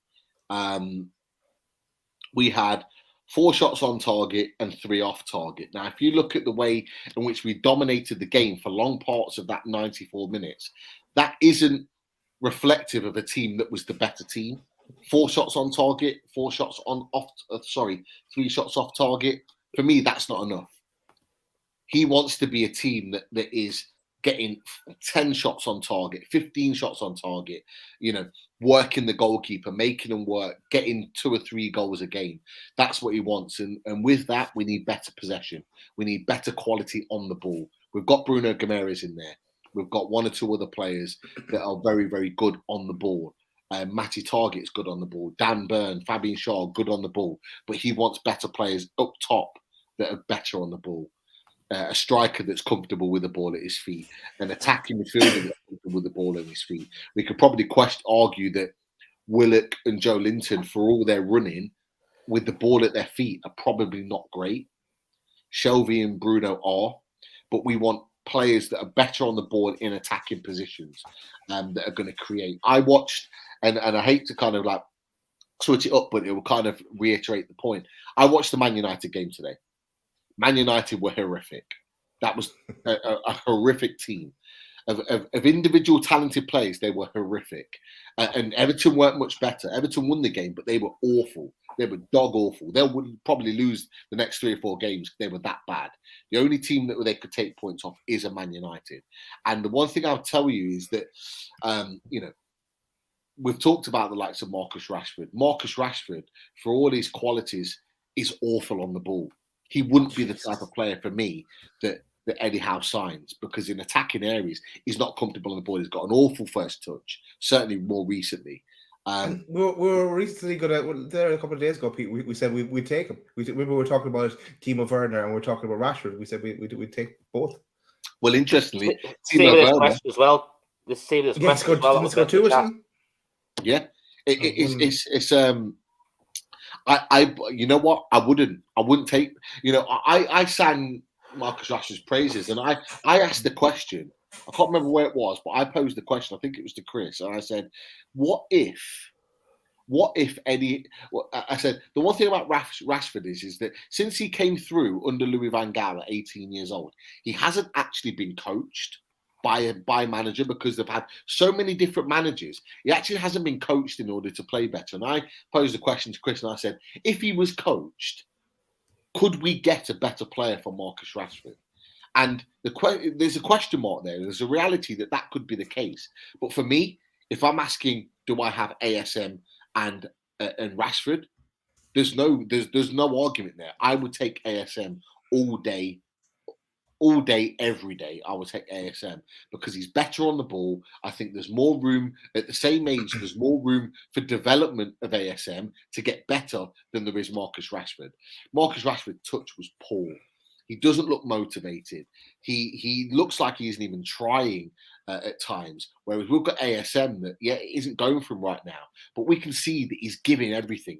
He wants to try his hardest and is trying his hardest for the club and for the team and for the fans. I would rather have that than Marcus Rashford. And actually, if we're going to sign Marcus Rashford, we're going to be playing probably Marcus Rashford as a central striker. Would you want Marcus Rashford as your central striker going into next season? He doesn't guarantee goals like maybe we think Chris Wood doesn't guarantee goals. We want a guaranteed goal scorer. We're willing to pay big money for a guaranteed goal scorer. We're looking at, for example, me and Richie have talked about, and yourself, Daz, talked about Darwin Núñez. We might pay 40, 50, 60 million for Darwin Núñez, but we know we're going to get goals. I think Darwin Núñez scored another couple again today in his game for Benfica. So in the Portuguese media are saying he's on fire at the moment. He's really kind of laying it thick, that he's producing the big moments.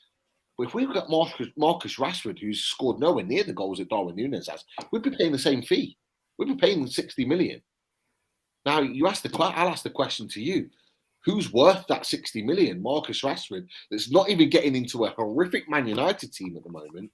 We have Darwin Núñez, a 22-year-old Uruguayan striker that presses high, that is technically very good on the ball, that's a finisher, a natural finisher, that knows where the goal is, great movement on the ball.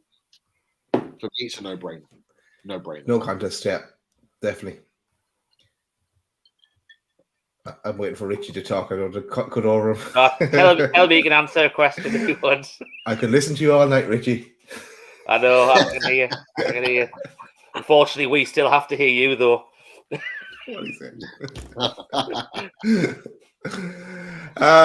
Are we doing more questions, or are we going to bring it to a close? Three words. First word. Three more questions? 3 more questions? Let's do 3 more questions. Oh, dear me. This is class. I have to say, though, as we're looking through the questions, I've got to say, there are some top questions in the chat. We've got 16, 17 questions. They're all brilliant. They're really, really good questions that we could probably spend another hour discussing. But I think we'll probably leave some of these questions maybe for another time. But if we do another 3, that's spot on. Pete, why don't you tell Daz to pick 3 out and we'll each answer one each, and then that might be the easiest way to work through it. Yeah. So Richard just said pick 3 questions out and we'll each answer the questions one each. Talk among yourselves there. No, I'm just looking through the chat, and there's some great points. Do you think Trippier all right? Says, do you think Trippier will be back this season now? I don't know what you think. You guys think? I think he will. I still think he will be. Yeah. I think he might get the nod for either Palace or Norwich. I think they wanted him back. And to be fair, Martin alluded to this a couple of weeks ago. I think they wanted him back for last night. I think they wanted him back for Wolves, potentially Leicester. But I think they didn't get the results they wanted to, so therefore they've moved it back a little bit. And I think they'll be targeting Palace or Norwich for Trippier to return. Callum Wilson may be a little bit longer. Cool. I think Trippier will be back for the end of the season. I'm just going to go with this one from Life Ghost if it hasn't been taken already. Would you take anyone from Norwich, Watford, Burnley if they go down? And he's given some suggestion then. For Watford, I was thinking around before this is just as the takeover went through. I think, I was looking at Sarr from Watford, and then I know he was away. He was injured for a while, but because he was linked to Liverpool at one stage as well. I haven't seen him that closely recently, to tell you the truth. But he'd be an option maybe. But I'd be looking like the world is our oyster now. We can look anywhere. Max Aarons, I would have said last year. Yeah, I would have said Max Aarons. I don't know what he's done this year. I haven't been watching that closely. And I used to like the Dwight McNeil from Burnley, but he doesn't do enough either. But I think he's young enough. But again, there's better out there. Like this and that kind of look at that kind of approach of someone. There might be some bargain to get from someone that goes down, but that's kind of a Mike Ashley style of things as well. I think now we've so much to choose from, and that I'd be weighing it all up. It's only one option. I wouldn't be looking for the cheap option. It's just one option to consider. Richard, what do you think? I think you mentioned Aaron's there. I think if Aaron's did come back in now, he'd only be in as a backup to Kieran Trippier. And to be fair, I think there's other priorities that we need. The way Kraft's developing, I would keep Kraft as a backup all day long. There's other players out there as well. I don't like taking African players ideally because when the African Cup of Nations comes in that really pivotal January period, Watford lost a lot of their players to the African Cup of Nations. I think they are revamping it. I think they are revamping it so it's not then affecting. I think because of this January and how it affected so many teams, I think they are once and for all looking to revamp it and maybe put it into the summer, which is right. Which will, because it does. You're absolutely right. Yeah, I think Sir Alex Ferguson went his whole tenure at Man United without signing an African player for that reason. Because of the African nations. He did sign a couple. They didn't stay very long. I think it was Jemba was one of them. Yeah. But they never stayed very long, and they weren't a first team choice players. Quinton Fortune was another one, but they weren't really first team players for that reason because the African Cup of Nations affected, whether they were going to be in the squad or not, and it was too much of a risk. But I think you're absolutely right. Yeah, I wouldn't be looking at anyone else apart from that. So I'd be looking at let's increase the Brazilian contingent. I think. Yeah, too right. The thing I'll just quickly add to Max Aarons is that Max Aarons, to get him out of Norwich is going to cost an arm and a leg. Now, to get Max Aarons out of Norwich to cost an arm and a leg to be second fiddle to Trippier, I don't think it's worth it. And actually, his performances this season haven't warranted the fee that Norwich will probably command of him. So that's just my little 2 pence. Do you want to pick yourself a question then, or is Daz going to do it for you? Next question, Daz, or do you want me to pick? My questions now. Sorry. It's like I'm not talking to Richie, and you have to go through you. He's an absolute diggity. Yeah, here. This I'm not repeating that, Rich. I'll be watching this back, Richie. And if you say guys, if I just called you another name for Richard, who that's do we all. get rid of out of Longstaff by 2? Joe Linton, Hayden, Shelby, and Willock. But I think Hayden will be going. I think it's just he didn't get the 25-man squad. I don't think there's a way back for Hayden really now. I think we're going to be going better. He has been a great servant though to Newcastle, and I really like Hayden. I was singing these praises. I remember having a fight with Malcolm McDonald about Hayden at one stage. Then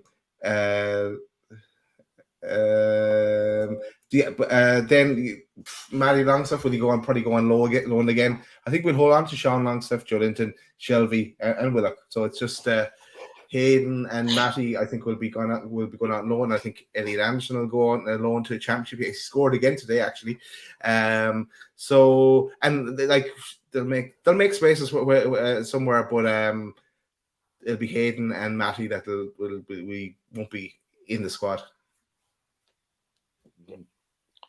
It is Lisa. Yeah, Hayden, I think, will be out the door 100%. I think we'll give Longstaff a new contract. Longstaff's not going to want to go anywhere. No, he can see the way we're playing at the moment. He's going to want to be part of that future, which you couldn't have maybe said a year ago, even 6 months ago. I think him and Matty were out the door. I think they were probably preparing to move. I think Sean Longstaff was probably preparing to go to Everton.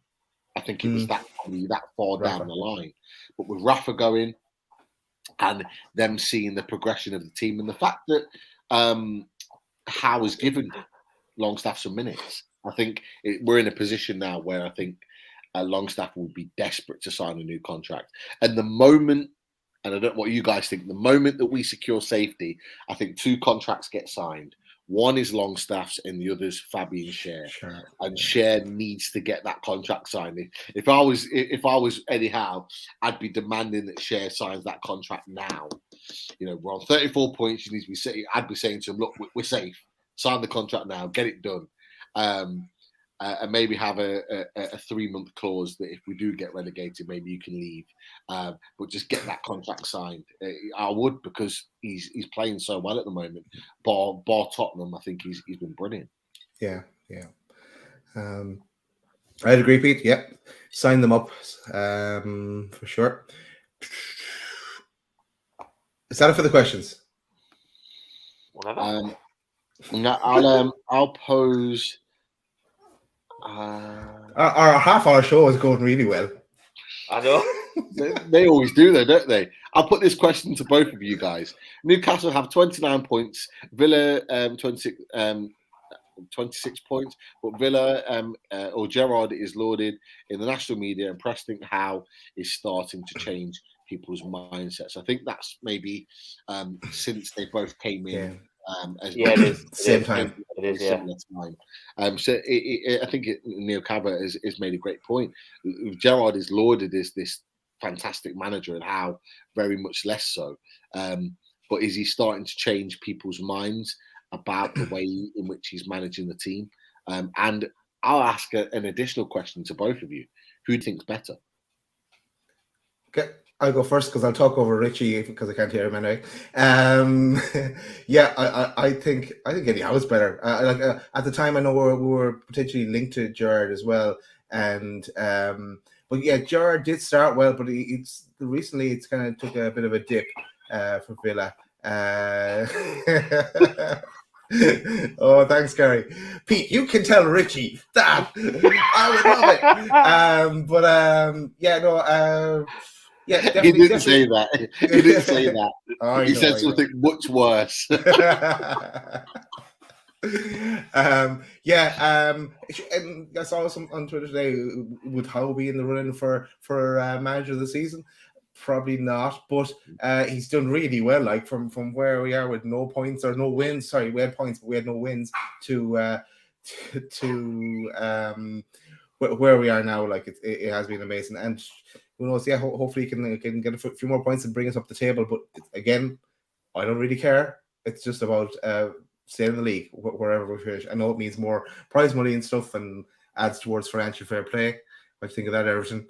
But yeah, Howe's the better manager for me. And it's a bit of a for Gerrard. He had to leave Rangers and prove himself in the Premier League. Okay, he's going to be making decisions as well now. They're safe. He's probably trying different things, testing players out as well. I haven't seen their team sheets recently, and I know that lad Ramsey took a bit of a dip. Who was really doing, a young lad Ramsey, who's doing really well for them at a couple of months ago, but I think Gerrard will probably stamp on it, and the Villa will throw money at it as well next season, and that they'll back Gerrard, and the first thing to sign they'll make is probably continue, bring him in, and build from there. But it's Howe for me. Howe for me as well. I think Eddie Howe. I think it was nice. I don't know if anyone watched the afterwards the interview last night with Jamie Carragher. They were saying it's nice to see that he's actually getting the recognition for what he's done, especially when there was so many people turning around and saying he didn't deserve the job, he wasn't a sexy enough appointment and stuff like that.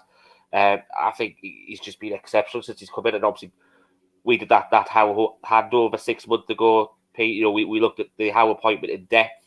It was an absolutely fantastic show that we did, and everyone automatically thought Gerrard was going to be great, and he probably hit the ground running a bit quicker than what Eddie Howe did, but Eddie Howe had so much that he needed to negativity and regression under so many different players. It was going to take time to get their confidence and belief back up, and he's done that.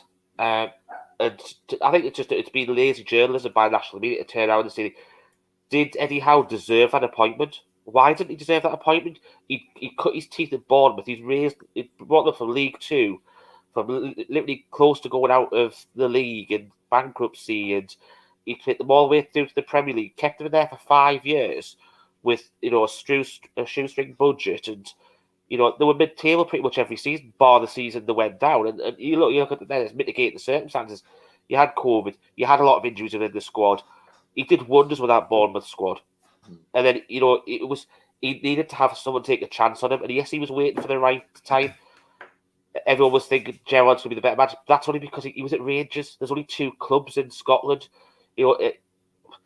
Daz could bloody get a job at Rangers and win the league the first year as well. Do you know what I mean? That's cool. You're right. I know he could. Daz probably would agree with us on that one. Great point. Yeah. Whatever it was. I'm never going to tell you what he said. You're going to have to watch it back. I will. I look forward to that. No. I just think Eddie Howe's he's a better all-round coach, full stop, hands down. And to get those many points from when they joined at the same time, from where we were and the way our players were playing, it's a phenomenal achievement. And to be fair, do you know what? I would give him manager of the season. I think he deserves it. From when he came in to where we are now, everybody wrote us off, and now we know we could finish mid-table. I tell you what, if we go top 10, finish top 10, I think he should get manager of the season. I agree. I think he should get manager of the season, or certainly be in the talk within the top 3 or 4 of the season. Bruno Lage for his season at Wolves. I would say Eddie Howe, and then the top 2, Pep and Jurgen Klopp. I think they should be in the running. That should be maybe the 4, in my opinion. But I'm just going to run through really quickly because I've managed to narrow down some of the points. So actually, this point here is your daughter looking for her first game. She doesn't actually know she's going. We're going up to Newcastle for a few days. She's sleeping now. She's well out of it. She doesn't know she's got a ticket for the game. And she's going to be so excited when she realises that she knows that I'm going to the game, but she doesn't know that I've got a ticket for her to go. So I'm going to surprise her on the day and say, "You're coming as well." And I'm going to get because we're meeting up for it, aren't we? Yeah, we are. I'm taking the bed. Yeah, we'll meet up. So now I'll go into the club shop. I'll get her her first top she's wore since she was a baby. The only ever top that she's had as a Newcastle fan. Pete, it might be actually worth you jumping on the website, because the website they've got all the kits at reduced, and there's a flash sale on for 15% off as well. So you might get it cheap if you ordered today. Yeah, I'm glad you said that, because I might do that, because the first top she had was when she was a baby. The season we finished 5th was the year that she was born, and I got her a kit for that season. That's the only kit that she has, because I didn't like buying any kits or anything under Mike Ashley. But this will be our first official kit. I managed to get a kit for the boy at Christmas once the takeover had gone off, and he wears that all the time and he loves it. But he's still 3 years old, so yeah, she's buzzing for that. She's really looking forward to that. Terraces, you know what? Terraces has been a massive supporter of Loaded HQ since he started watching the show. I say he or she, but since Terraces started watching the show, massive supporter. Says the show's excellent, loves it. Please make it daily. We will try our best to bring as much content as we can. But like we've always said, we're 5 dads. We've got other commitments with family, with work, and various other things that we do as much as we possibly can. But we love doing it. We love Loaded HQ, and we continue to bring as much as possible to you guys as we possibly can. Just before I leave there, Pete, and I want to go back to Terraces as well, is that he asked me, why don't I use my phone to tune in? But if I do that, my microphone will pick up the sound and it'll just revert back as you, so it'll just ruin everything. So I'll just sit in silence for some of the show. Yeah, definitely. Quick one here from Life Goals. Would you want Mikel Merino back at the club? Good question. Yeah, I don't know what he's doing now. I this back at the start, the takeover, I know his name was mentioned as well, and as well as that, if I remember, some Football Manager videos. Yeah, a lot of people were bringing it back in to Newcastle. If he's doing well, why not? But I think I remember what I said before. Said that he would, if we still had Rafa Benitez, it would have suited as well. And then I'm not sure how we would fit in the Eddie Howe way as well, and the whole Spanish connection thing. But again, everyone's an option, no matter what club they're at. No, the top clubs down to some degree, you know. Definitely. Richie, I'll come to you this one separately. Go on. This one was posed to you anyway from Terraces. Do you think if we sell ASM for 50 million, we can replace him with a player of his quality at that amount? 2 things. I don't think there's anyone you could probably realistically get with that quality for 50 million. But also at the same time, I don't think we would sell him for 50 million. I think we'd still want more than that from him. Yeah, I agree. Double-ended question here. So Brian Minto says, where would this team be if they started this season? Obviously under Eddie Howe. Do you feel we'd possibly be fighting for top 6? He certainly thinks so. And just to add to that as a double-ended question, Yano put, what will the target be for next season? Good question for you guys. Yeah, I'll go first there, Richie. Yeah, I think we'd be just maybe outside the top 8 if Eddie Howe had been in from the start. And again, we'd have the same problem with Wilson getting the injury, and we'd be stuck. We need to bring in the striker. All those things would have played out the same. Assume that they would have played out the same. And for next season, it all depends what we do in the transfer market. And as Pete mentioned, in the levels we've got, like Bruno was a third tier kind of level jump to bring in, and we got him. It's great that we got him as soon as we could. If we get Paqueta in and say Darwin Núñez, then why can't we be heading towards the top 6? I think breaking that top 8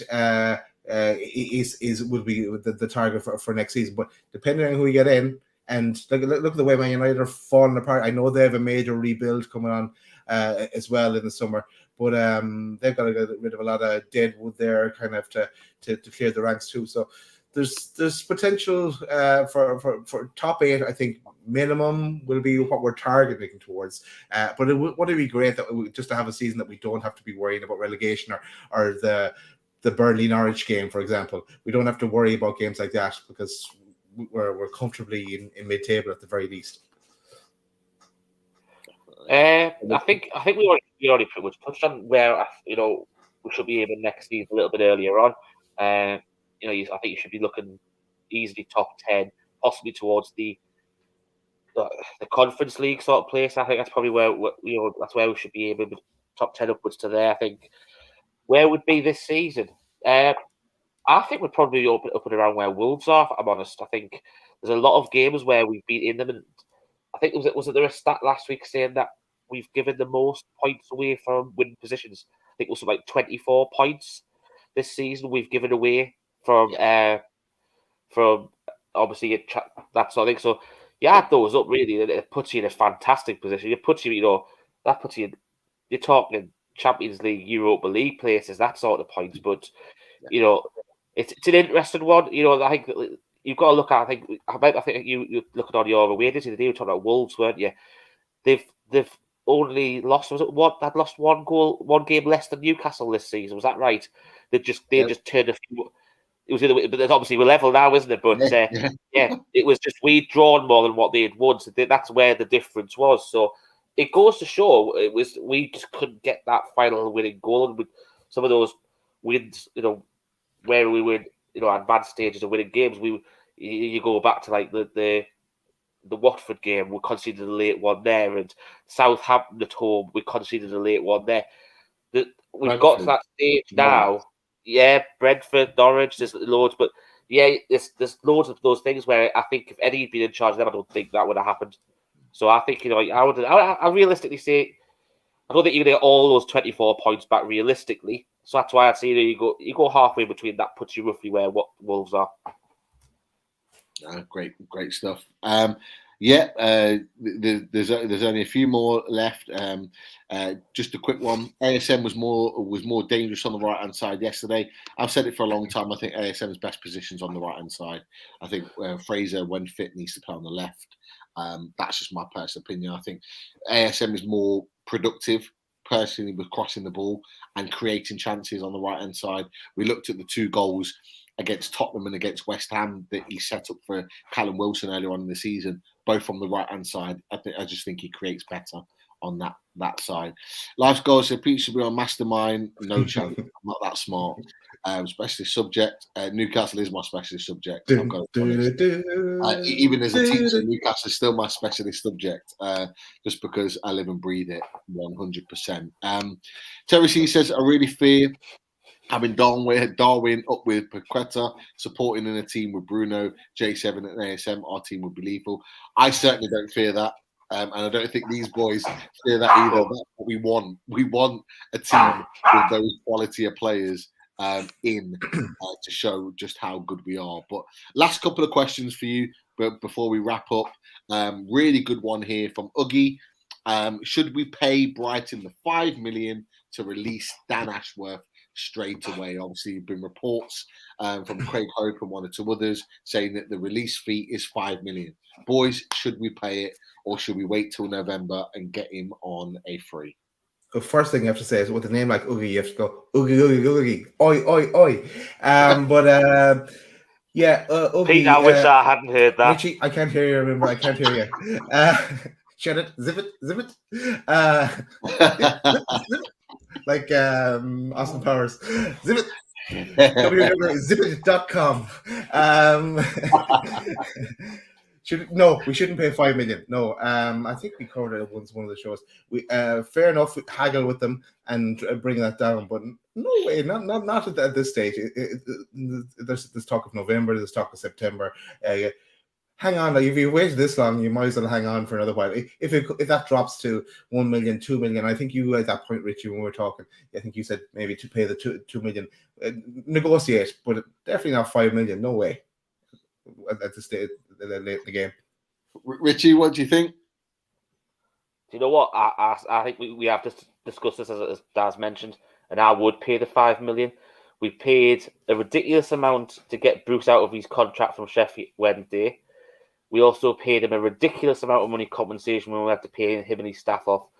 $5 million is a snip for what we've got now and what he could put in place even now for this summer. You wait to get to September and November, and you technically your window, you're 6 months behind the development plan, which could have been started straight away. Yeah, I agree. As you mentioned before, regards bringing in Bruno and Paqueta, that takes you from the next phase to the phase after. That 6 months could be exactly the same. It could take it, push you forward a phase just by implementing stuff straight away. Yeah, I agree with you. When I read on that article that it was 5 million, I was like, what? Because the people that have been banded about saying it was 20 million, 25, 30 million, I was thinking, yeah, that's a lot of money. I understand that. I'm not 5 million? Yeah, I'm not sure what Richie has said, obviously, but I think there's a precedence where, Walsh, he's a Paul Walsh, I don't know what his first name is, but the Walsh guy that came from Leicester to, I don't know where he went to either, but there was a 2 million fee paid. Yeah, Steve Walsh, that was it, yeah. And a 2 million was the fee that was paid then. So 5 million does seem a bit steep, even though I know it's probably built into the contract, but negotiate. I think that's what and it's been talked about as well. Newcastle are worried that if they go and pay this 5 million, that's going to set a precedence that's what they're going to demand all the time. Personally, in my opinion, I mentioned this a few weeks ago, I think they'll wait till the season's out and then they'll do a deal. I think they don't want to do it during the season as the season's on. Life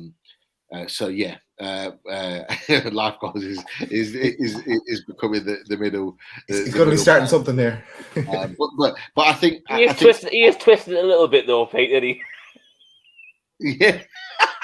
Yeah, he definitely, that last part is definitely been fabricated somewhat. But yeah, I think there's a deal to be done in the summer, so I'm not worried. Even if we wait till November, I'm not worried because I think he's going to completely revamp the squad. What was interesting is the original question that, as an Australian, I just cringed, and that was my comment. His initial question and your response to Uggy and oi oi oi. So that was that, and then the last question. Really is Eddie Howe a long-term manager at Newcastle United? What do you boys think about that? Yes, for me, I think even in the interview with George Culkin, didn't Amanda Meredith say they'd love him to be their Alex Ferguson? Why not? Like if you're getting the funds as well and the project going from the summer, let's make us sure mathematically stay up first, then start building the project straight away and start getting into it and bringing in the players to start moving. And yes, definitely. Richie? Hands down, yes. But, he's proved that what he can do at Bournemouth with nothing. Let's see what he can do at Newcastle with a lot. Just give me a number of years that you think Eddie Howe will stay at the club. Just throw out a number. Daz, you start. Just throw out a number that you think Eddie Howe will stay at the club for years-wise. I'm going to say 5. At least 5. Sorry, at least 5. Okay, at least 5. Richie, what do you think? Ooh. The thing is, you've got the one thing that's always that you don't know what these sort of, obviously, you look at having owners with a lot of money, right? And this is the problem. If you have a few games where things aren't going quite your way, like we've had this season, but obviously we're in, just starting to get the wagon rolling. Do they get twitchy and start pulling the trigger? That's my only concern with consortiums like this and having people like that are, the PIF and as you've seen with Man City, they've had quite a few managers who've been and gone since they've come in. So I would like to be a bit very similar to what Daz says. I would like to think at least 5. There's nothing to say if he can keep going as he started with the better quality that he's obviously going to be getting every window that we're in for players. Why couldn't he do an Arsene Wenger or a Ferguson? Why not? Yeah, I agree with you. I think there's a potential with Eddie Howe to really, and you know what, BT has mentioned is prepared to fill the void with Ashworth's absence. That's a great point. Terry sees again with another great point, bringing up some fantastic points in the show tonight. Need to remember that all of these great managers started from somewhere. Let's give him time and see, what he can do with good financial support, and that's exactly it. And it leads straight into what you just said, Richie, in terms of needing that time, kind of to develop his career. Eddie Howe. He's had to start from somewhere. He had a great run at Bournemouth, taking them from League Two all the way to the Premier League and sustaining them for a period of time. What he's now got the opportunity to do is to prove his managerial credentials at a higher level in the Premier League. Alex Ferguson had the same. He nearly got sacked as Man United manager, managed to get through that period, and then you saw what you saw for the next 25, 26, however many years. Eddie Howe has the opportunity to do the same. Now, for me, I think tactically, Eddie Howe is already more advanced than the likes of Alex Ferguson was at that stage in the 80s. He's got a tactical awareness. He was a young manager that came through in his late 20s, early 30s as a manager because his career ended early. So he's been able to develop his career. He's only 43 years old, or 44. I think they're still really young in the game. So he's got years to develop. And I just think that really he can really kind of develop his quality and be here for the long haul. And you know what the key is? He's got an ownership that fully 100% back him. They love him. There was talk about Lee Ryder put an article out today about the Eddie Howe embrace that they had behind the scenes with the ownership after the game. That is an ownership that trust and believe in him. They are an ownership that love Eddie Howe, trust and believe in him. And I don't think that bond is going to get broken easily at Newcastle United. I don't think we're going to let go of that bond. They'll always remember what he's done for this club in such a hard time. That's going to have got him loads of points banked, going forward.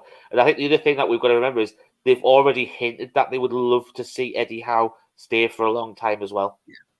Yeah, you're right, Richie. The fact that they've talked about him staying for a long time, and they see him as a long-term plan for what you just said, Richie, for the benefit of Daz. That the fact that he has been with Newcastle during their most difficult period and seen them through their most difficult period allows him that area of grace in maybe times in the future that might become difficult. It's not going to be rosy. There'll be difficult times. There'll be expectations that will rise with Newcastle fans, and he'll have to ride that motion.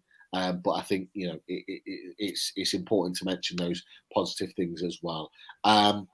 Just the last point before I bring the last one up. The specialist subject is brandy first. Yes, it is. You know what I've realised as well, off topic Newcastle related.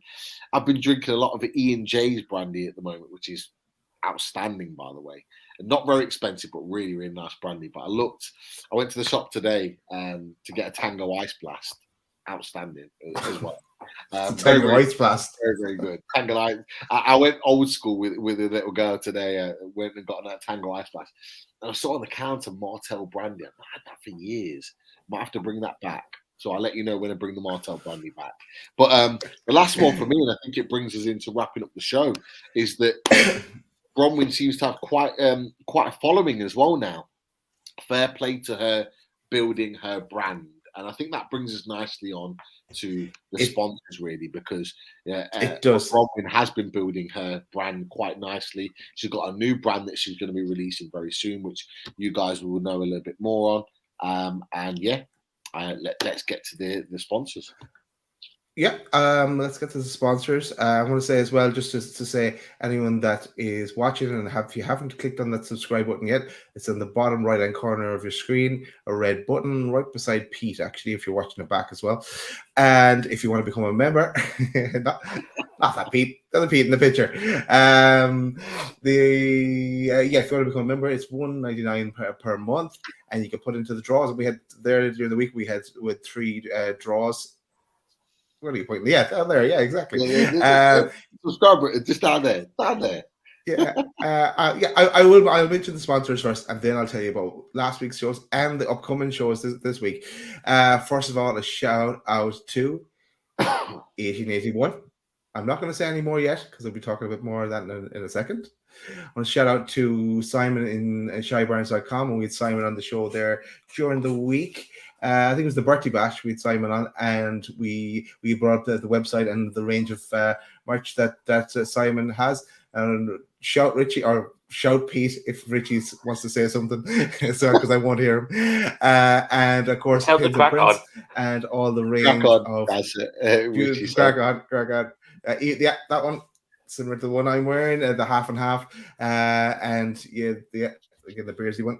But yeah, the range. I saw a different one on the Pins and Prints. I saw it. It was the old. Do you remember the old light blue one? The light blue one with the star, the small star badge in the middle. There was a light blue away kit that I think that Shearer wore. I can't remember what season it was now. Fantastic one. That split with the home kit in the light blue away kit. Okay. Pins and Prints. Pete, is it the denim blue one? Like a denim blue, which has the band across the middle as well. Yeah. I remember having that kit. Fantastic kit. Really. I mean, I'm a big fan of that denim blue. Great kit, and they've got that. I have that one. The Pins and Prints, they've got that one in the split as well. So they've got obviously the one that you're wearing, Daz, the old school one, and they've got that denim blue one, which is spot on. They've got some great prints at the moment. Really, really good stuff. So that's the sponsors. Then just to tell you about, if you missed any of the shows during the week, we had on Tuesday we had Pete Graves join us. That one's pretty popular. We had the birthday bash. I cannot remember anything about the birthday bash because I was starting to come down with my cold. Still have my cold, but I know it was absolutely wrecked. But I can't remember anything. We had loads of guests. Go back and watch it. It's worth a watch as well. And of course, we had away days. Pete, you ran away days. Chris was Dawson again, and he ran away days on Thursday. He's doing an awful lot of Dawson this week, isn't he? But yeah, that was our shows from this week, and we started to our shows from coming next week. So first up, and again, shout here because I've put them together, but they might chop and change again. So we have on Tuesday, we have Bronwyn coming, I believe. Is that right, Richie? Still? Not? Yes. We have Bronwyn coming in to talk about 1881, and she is launching the website for the new brand on April the 15th, which I think is the Friday. I think it's Good Friday.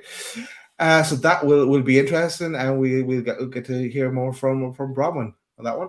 Adam will be delighted. Adam will be delighted to know this information. I ran the poster past Adam just to give me the thumbs up or thumbs down, so he's happy with the poster. Is that right, Adam? Just not.